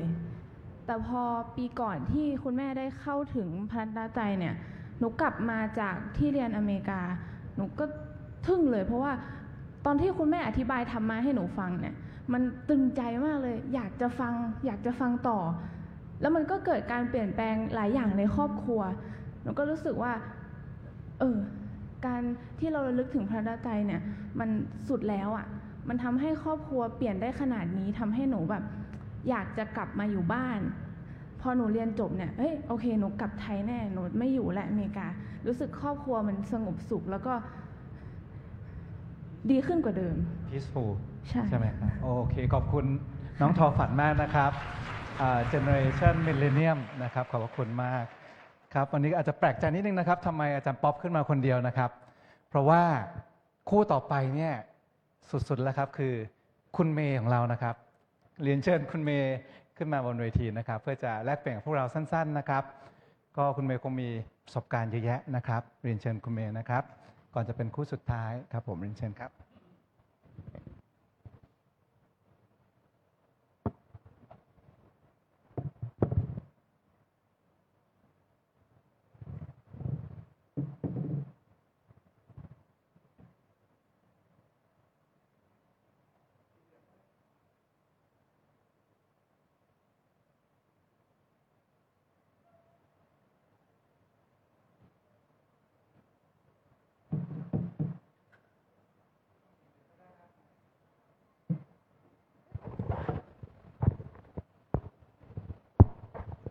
โอเคค่ะอะไรก็เกิดขึ้นได้และอะไรก็ไม่เที่ยงนะคะโยนขวัญสมณะค่ะเมย์ค่ะก่อนหน้านี้สั้นๆนะคะเมย์ก็เป็นคนหนึ่งที่เป็นชาวพุทธเหมือนทุกคนเชื่อว่าแบบนั้นเป็นชาวพุทธที่มีชีวิตอยู่กับศาสนาพิธีศาสนาวัตถุศาสนสถานแต่ไม่เคยเข้าถึงศาสนธรรมคำสอนนะคะแล้วการไม่เข้าถึงศาสนธรรมคำสอนของเมย์มันส่งผลขนาดไหนนะคะก่อนหน้านั้นเมย์มีชีวิตอยู่กับโลกที่เต็มไปด้วยความรู้สึกว่าโลกใบนี้อะไรก็เป็นไปได้เพราะอะไรรู้ไหมคะเพราะว่าตัวเองทำอะไรก็ได้ค่ะนึกอยากจะทำอะไรก็ได้นะคะเมย์นึกอยากจะเปิดบริษัทนำเที่ยวเมย์เปิดมา20 กว่าปีผลลัพธ์ของเมย์ก็คือเมย์ขายทัวร์สูงสุด 2,000 คนต่อ1กรุ๊ปนะคะ300-500 คนเป็นว่าเล่นเมย์อยากเปิดเพจเมย์เป็นเจ้าของเพจ The Secret of 40 บวกวันที่เปิดเพจมาได้แค่2 เดือนเมย์กลายเป็นอินฟลูเอนเซอร์ที่ทำเงินให้กับตัวเองจากการถ่ายงานนะคะชิ้นหนึ่ง 30,000 50,000 แบรนด์ใหญ่ๆวิ่งเข้ามาหาตัวเองเป็นว่าเล่นนะคะเมย์ลุกขึ้นมาเปิดร้านอาหารเมย์ทำเงินได้หลักล้านต่อเดือน3 เดือนแรกออกทีวีช่อง3ช่อง8ร้านเล็กๆที่เชียงรายนะคะเมย์ลุกขึ้นมาเปิด Academy ทำ in-house training เมย์สร้างรายได้ให้กับตัวเองต่องานนะคะ5 หลักถึง 6 หลักแต่ทุกคนเชื่อไหมคะว่าเมื่อวันที่เมย์หนีความทุกข์ไม่พ้นเพราะที่ผ่านมาเมย์เอาแต่ใช้ชีวิตด้วยการหนีทุกข์นะคะไม่ได้มีความสุขจริงๆนะคะหนีความทุกข์พอความทุกข์มาถึงปั๊บไม่ยอมรับแล้ววิ่งหนีค่ะผลลัพธ์ของมันคืออะไรทราบไหมคะเมื่อปีที่แล้วค่ะจากผู้หญิงที่เมย์พูดถึงเมื่อสักครู่คนที่ดูเหมือนจะพร้อมทุกอย่างนะคะเมย์กลายเป็น คนที่มีสภาวะที่เขาเรียกว่า PTSD ค่ะมันคือ post traumatic stress disorder นะคะมันคือภาวะที่ช็อกจากเหตุการณ์ร้ายแรงมันจะเกิดขึ้นกับคนที่ถูกข่มขืนมันจะเกิดขึ้นกับคนที่บ้านไฟไหม้ล้มละลายแล้วมันเกิดอะไรขึ้นกับเมย์ค่ะทุกอย่างไม่เที่ยงค่ะโลกใบนี้สอนเมย์ว่าจากที่คุณประสบความสำเร็จมาทุกอย่างเมื่อปีที่แล้วเมย์ลงทุนธุรกิจล่าสุดไป5 ล้านบาทกลมๆนะคะมันอาจจะมากกว่านั้นก็ได้เปิดไปได้2 เดือนเมย์ตรวจพบก้อนเนื้อขนาดใหญ่ในมดลูก15 เซนนั่นส่งผลให้ธุรกิจที่เพิ่งเปิดไปได้2 เดือนพังพินาศไม่ใช้คำนี้เลยนะคะหลังจากนั้นค่ะซึมเศร้ามันมากับร่างกายที่ป่วยอยู่แล้วนะคะPTSD เกิดขึ้นทันทีเพราะอะไรทราบไหมคะที่ผ่านมาจริงๆความเครียดสะสมมันอยู่กับเมย์มานานเหมือนกับที่ความทุกข์อยู่กับทุกคนแต่เราไม่รู้ตัวและเราก็ไม่ยอมรับเราก็เอาแต่วิ่งหนีเมย์ก็เป็นคนหนึ่งที่วิ่งหนีมันมาตลอดค่ะเมย์วิ่งรอดมา30 ปีเมย์ทำธุรกิจตั้งแต่อายุ20เมื่อปีที่แล้วเมย์อายุ47เกือบ30มันไม่รอดแล้วค่ะทุกคนพอร่างกายเปิดช่องเท่านั้นแหละไม่ใช่ร่างกายเปิดช่องโลกมันไม่เที่ยงค่ะความสำเร็จไม่เคยอยู่กับเราตลอดไปเช่นกับที่ความทุกข์ก็ไม่ได้อยู่กับเราตลอดไปนะคะพอมันเปิดช่องเท่านั้นแหละค่ะสุขภาพการงานการเงินความรักความสัมพันธ์ปีที่แล้วพังเรียบอย่างที่บอกเมย์กลายสภาพเป็นคนที่วันที่ไปเจอพระอาจารย์ใช้คำว่ามันหมดสภาพหลายคนถ้าเคยเห็นเมย์ในไลฟ์กับพระอาจารย์นั่นคือ7 วันนะคะที่เมย์ได้พบกับพระอาจารย์7 วันหลังจากที่เมย์ป่วยเป็น PTSD แล้วเมย์ไปพบกับจิตแพทย์กินเวลาอยู่ 2-3 เดือนไม่หายนะคะมันทำงานกับสมองเราได้แต่ไม่สามารถทำงานกับจิตใจขั้นลึกของเราได้นะคะในวันที่ไปพบพระอาจารย์ค่ะเหมือนกันเลยค่ะเมย์ได้ยา2 เม็ดจากพระอาจารย์พระรัตนตรัยและการทักอารมณ์วันที่ออกมาไลฟ์เมย์สารภาพกับพระอาจารย์ว่าพระอาจารย์คะตอนนั้นโยมสารภาพพระอาจารย์ให้ระลึกพระรัตนตรัยทั้งที่สภาพของเมย์ถ้าใครตามไปดูใน Facebook หรือในเพจจะเห็นว่ามันแทบจะไม่เป็นคนอยู่แล้วอะค่ะวันที่ไปหาพระอาจารย์เนี่ยแม่เมย์กรี๊ดขึ้นมาเลยนะคะแม่อยู่สระบุรีเมย์อยู่เชียงรายและแม่คือคนเดียวที่เราบ่นทุกข์ได้อย่างถึงที่สุดถึงพลิกถึงขิงใช้คำนี้เลยนะคะ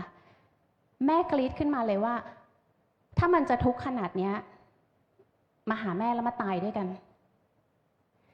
มันเกิดอะไรขึ้นกับชีวิตครอบครัวเราแม่มีลูกสาวคนโตที่เป็นนักธุรกิจที่ใครๆก็พูดถึงแม่มีลูกสาวคนเล็กที่เป็นอาจารย์หมอทำไมตอนนี้โลกของแม่มันถล่มทลายไปหมดแล้วทันทีที่ได้ยินเสียงกรี๊ดของแม่ค่ะเมย์รู้เลยว่าเมย์เห็นแก่ตัวมากความทุกข์มันไม่ได้กินเมย์คนเดียวมันกินคนรอบข้างไปด้วยเมื่อมาหาพระอาจารย์ยาเม็ดแรกทำงานยังไงคะจิตมนุษย์มันเหมือนน้ำค่ะมันไหลลงที่ต่ำจริงไหมคะแต่จิตของคนที่เป็นซึมเศร้าแล้วก็แพนิคมันดำดิ่งลงไปใต้ดินลึกจนลึกที่สุดเท่าที่ความทุกข์และความไม่รู้อวิชชาจะพาเราไปพระรัตนตรัยหยุดยั้งตรงนั้นได้ค่ะอย่างน้อยที่สุดเมื่อเราแทนที่จิตด้วยคำถามของพี่นี้ว่าทำไมคนเป็นแพนิคคนมีความทุกข์คนเป็นซึมเศร้าคนเป็นความทุกข์ก็ได้ค่ะจะมีชีวิตที่มองตัวเองเป็นเหยื่อเราตั้งคำถามว่าทำไมไม่รู้จักจบสิ้นเราแทนที่คำว่าทำไมที่เราทำให้ตัวเองเป็นเหยื่อด้วยการระลึกถึงพระรัตนตรัยไม่ต้องคิดถึงองค์คุณใดๆค่ะการที่เราแทนที่จิตด้วยแทนที่อกุศลจิตด้วยกุศลจิตแทนที่ความคิดด้วยสิ่งที่ดีเพื่อไปชดเชยสิ่งที่ไม่ดีที่เต็มอยู่ในหัวเราอะค่ะจิตเราจะมีพลังหลังจากนั้นสติเราจะกลับมาปัญญามันจะเกิดเองค่ะยาเม็ดที่2จะทำงานได้ตอนนี้นะคะเมื่อเราเริ่มมีกำลังของสติแล้วอะค่ะเราจะเริ่มทักอารมณ์ได้เราจะเริ่มรู้แล้วว่าอารมณ์อะไรเกิดขึ้นกับเราจะไม่ปล่อยไหลให้อารมณ์ให้จิตเป็นไปตามอารมณ์นั่นคือกระบวนการที่ยา2 เม็ดของพระอาจารย์ทำงานกับเมย์ค่ะนั่นคือโปรเซสที่พระรัตนตรัยสามารถทำงานกับจิตใจของมนุษย์ที่เป็นทุกข์ได้อันนี้คือเรื่องราวของเมย์นะคะเมื่อปีที่แล้วกับวันนี้สภาพหน้าหลังมือเป็นหน้ามืออย่างที่ทุกคนเห็นไม่อย่างนั้นเมย์คงไม่มีวันนี้และไม่อย่างนั้นเมย์คงไม่ทิ้งเวลาและทิ้งทุกอย่างเพราะหลังจากที่ได้ชีวิตใหม่จากการได้เรียนรู้ธรรมกับพระอาจารย์นะคะมันทำให้เมย์เห็นแล้วว่าโลกใบนี้ค่ะเราทุกคนไม่ได้เกิดมาเพื่อวิ่งตามความสำเร็จเราทุกคนไม่ได้เกิดมาเพื่อหลงไปกับวัตถุใดๆเราไม่ได้เกิดมาเพียงเพื่อที่จะตายเจ็บหรือว่ารอการพัดพรากสูญเสีย หรือมานั่งเสียใจกับอะไรแต่เราเกิดมาเพื่อเรียนรู้ค่ะเรียนรู้ในสภาวะธรรมที่เขาแสดงให้เราเห็นอยู่กับตัวกับตนของเราเนี่ยแหละค่ะเรียนรู้ให้มันแจ่มแจ้งและถ่องแท้นะคะเพื่อที่ปลายทางแล้วเราจะสามารถหลุดพ้นจากวัฏฏะนี้ได้โดยสิ้นเชิงโดยที่ไม่ต้องตายนะคะโดยไม่ต้องตายก็คือถ้าเรารู้ทันความคิดอารมณ์และจิตใจเราจะสามารถดับการเกิดเราจะเห็นการเกิดค่ะแล้วก็เห็นการดับเราจะเห็นมันเกิดและดับและยอมรับและเรียนรู้มันจะไม่เกิดอารมณ์ไม่ดีความคิดไม่ดีนะคะเท่านั้นเลยเพราะเวลาความคิดไม่ดีเกิดเราทุกข์หรือเราสุขคะเราทุกข์ใช่ไหมคะนรกหรือสวรรค์อยู่กับเราคะมันเท่านั้นเลยนะคะยังไม่ต้องรอตอนตายนี่คือเรื่องราวของเมย์ค่ะเรื่องราวของคนที่ผ่านพ้นวิกฤตที่มันเมย์ใช้คำว่ามันหนักกว่าคำว่าซึมเศร้าและแพนิคเพราะมันไม่เคยตั้งรับเลยอยู่ดีๆก็กลายเป็นผู้ประสบภัยขึ้นมาซะงั้นนะคะก็หวังว่าเหล่านี้คงจะเป็นประโยชน์กับทุกท่านนะคะเพราะมนุษย์ทุกคนเต็มไปด้วยความทุกข์อย่างที่บอกค่ะสำหรับคู่ต่อไปที่หลายคนอาจจะรอคอยค่ะอาจารย์ป๊อปคู่นี้มีเรื่องราวที่น่าสนใจและน่าจะแชร์มาหลายเวทีแล้วด้วยนะคะเดี๋ยวขออนุญาตพาแต่ละท่านไปพบกับคู่สุดท้ายของวันนี้นะคะก็จะเป็นคุณตริซ่านะคะแล้วก็คุณโจอี้นะคะที่จะได้มาบอกเล่าเรื่องราวดีๆจากการปฏิบัติมาเช่นเดียวกันค่ะอาจารย์ครับเรียนเชิญบนเวทีเลยนะครับครับเป็น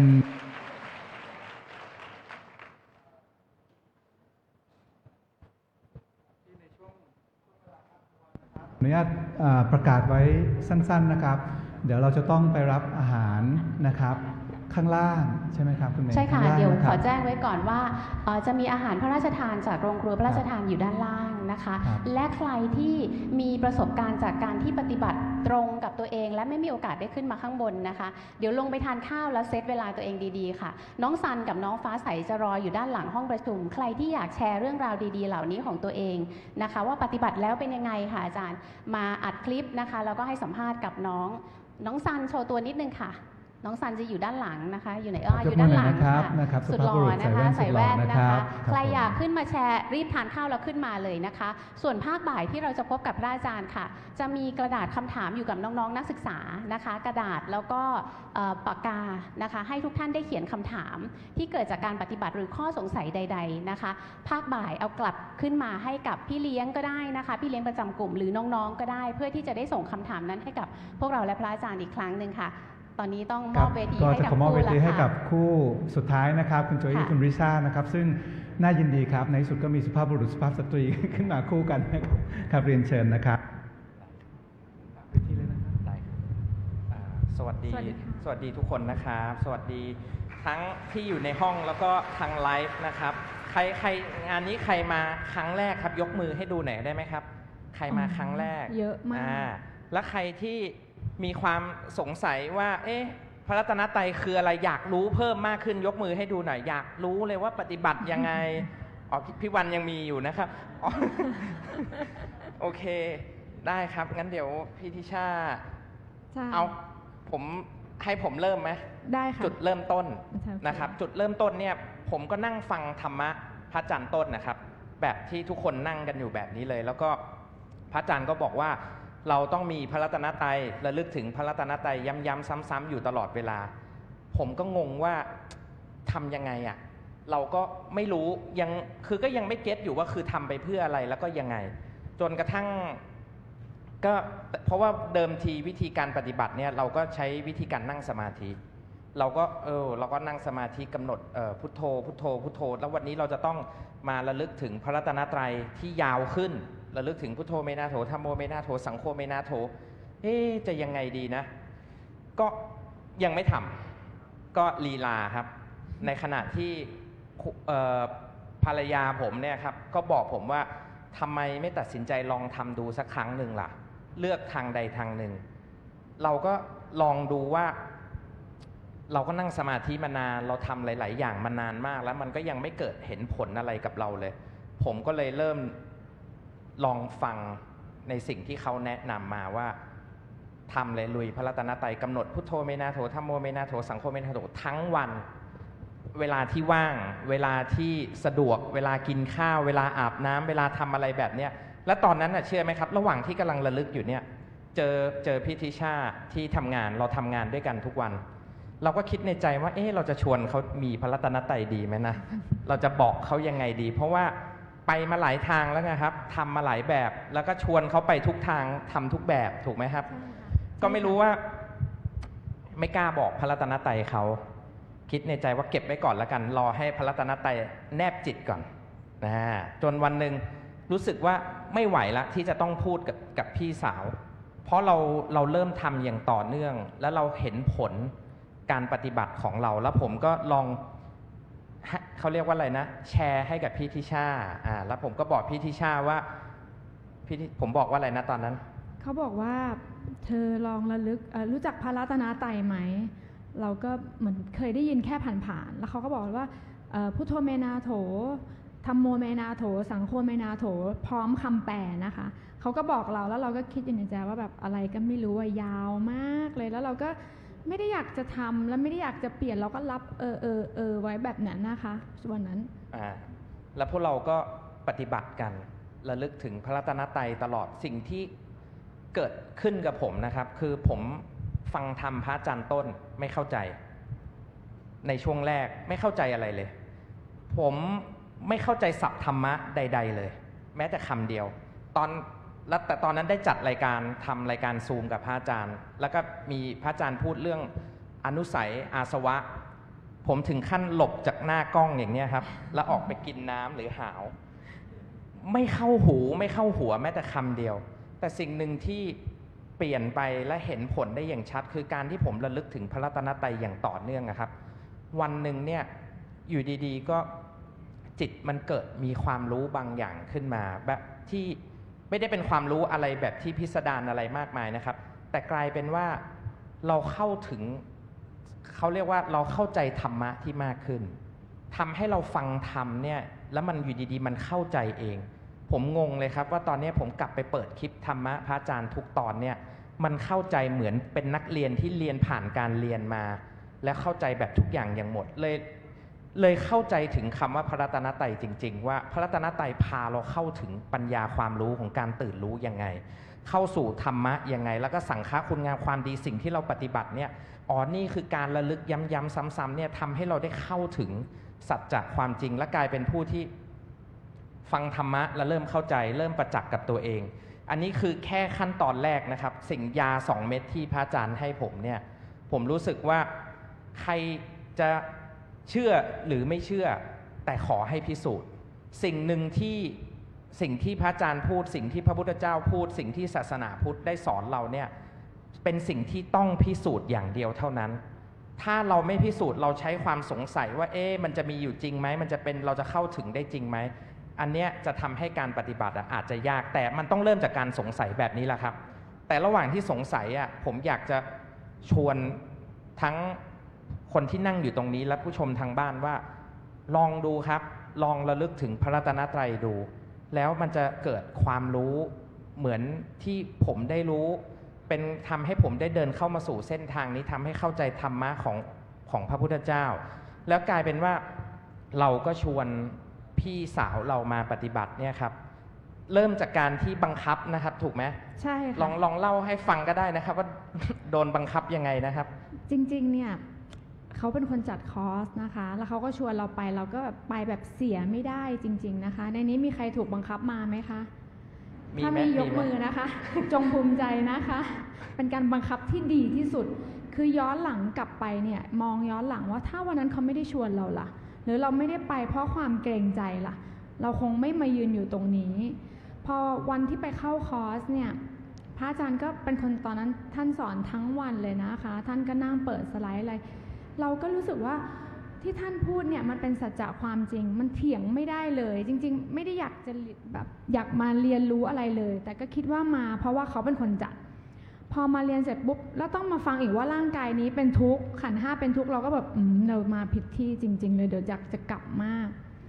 พอสุดท้ายแล้วเนี่ยเรากลับไปคิดที่บ้านดูว่าสิ่งที่ท่านพูดทุก11ประการขันธ์5ไม่ว่าจะเป็นใครฟังครั้งแรกๆอย่าไป ติดนะคะว่าตัวเองยังไม่เข้าใจไม่เป็นไรนะคะฟังไว้ก่อน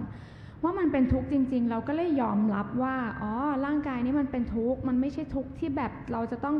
ตายอย่างเดียวหรือทุรนทุรายมันเป็นทุกข์ที่มันเปลี่ยนแปลงไม่คงทนเกิดดับเสื่อมสิ้นเราก็เปลี่ยนมุมมองใหม่ที่ชาทุกครั้งที่เข้าคอร์สนะคะจะปรับมุมมองทุกๆครั้งในการทำบุญในการอุทิศบุญในการมาเริ่มท่องธาตุมาอยู่กับกายกับใจเราเนี่ยทำให้เราอะทำสัมมาทิฏฐิของเราเนี่ยให้สมบูรณ์เต็มได้จากขั้นตอนของพระอาจารย์นะคะใช่ทีนี้พอพี่ทิชาได้เข้าคอร์สเสร็จแล้วก็สิ่งที่พี่ทิชาเห็นแล้วอยู่คอร์สไม่ครบทุกครั้งนะคะ ใครเข้าคอร์สเนี่ยจะไปสมมติมี4วันจะไป3วันมี3วันจะไป2วันจะไม่เคยอยู่คอร์สครบเลยจะมีเหตุให้กลับก่อนเสมอแล้วเขาก็จะโมโหเราว่าแบบคราวหน้าไม่ต้องมาเราก็เขาน่าจะไม่ชวนแล้วเขาน่าจะไม่ชวนแล้วเราก็คิดอยู่ในใจว่าพระอาจารย์สอนทักอารมณ์สิเราก็ทักนี่คือความโกรธกำลังเกิดขึ้นในจิตมีความโกรธเกิดขึ้น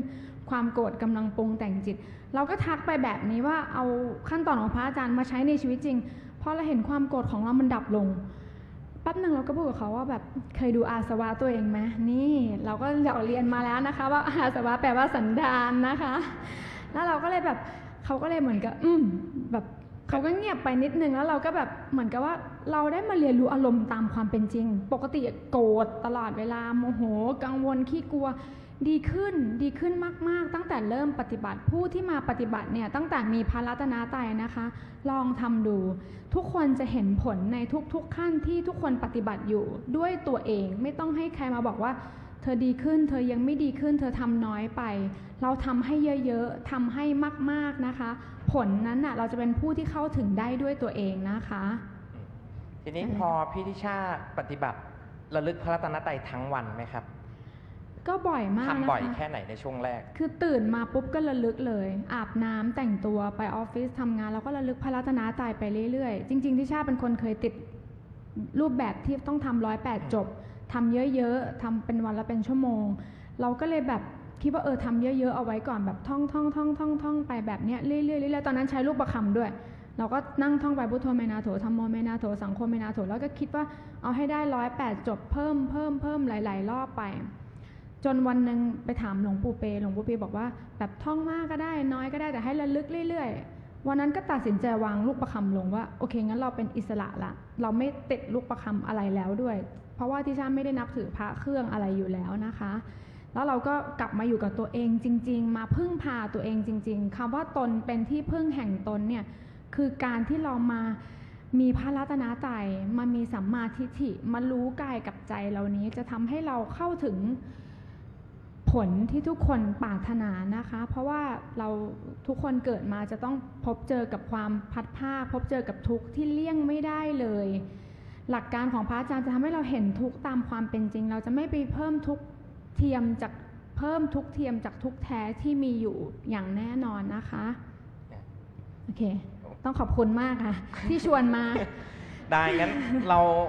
ใครที่วันนี้มาครั้งแรกเดี๋ยวยกมืออีกทีหนึ่งสิมีใครชวนมาไหมหันไปขอบคุณคนข้างๆกันก็ได้นะครับว่าขอบคุณนะที่ชวนฉันมาแล้วสิ่งหนึ่งอะครับผมอย่างที่บอกครับเมื่อเวลาเรามีพระรัตนตรัยกับตัวเราแล้วอะเราบอกคนอื่นต่อเราไม่ต้องไปบังคับใครนะครับเราเป็นหลักฐานให้กับคนอื่นด้วยการที่เราทำเองแล้ววันนี้พวกเราอะโชคดีมากที่ใช่ค่ะธรรมนาวาวังอ่ะให้ความรู้เราในแบบที่ละเอียดมากๆเลยในแผ่นพระราชทานแผ่นของพระบาทสมเด็จพระเจ้าอยู่หัวที่พระราชทานธรรมนาวาวังความรู้เนี่ยครับที่จะส่งต่อให้กับประชาชนจำนวนมากและผมบอกเลยนะครับแค่หนังสือแผ่นธรรมนาวาวังแค่แผ่นเดียวเป็นจุดเริ่มต้นที่คุณสามารถจะเปลี่ยนชีวิตของคุณได้ถ้าใครที่แสวงหาการดับทุกข์ใครที่แสวงหาการพ้นทุกข์ผมแนะนำครับแล้วผมท้าให้พิสูจน์ครับด้วยการระลึกถึงพระรัตนตรัยเป็นจุดเริ่มต้นยา2 เม็ดวันนี้มีอะไรบ้างนะครับกลับไปทำไหมครับใครจะทำแบบตั้งใจจะทำแน่คนใหม่ยกมือขึ้นหน่อยครับอนุโมทนานะคะอนุโมทนากับทุกคนนะครับขอบคุณนะคะได้ครับสวัสดีค่ะขอบคุณครับ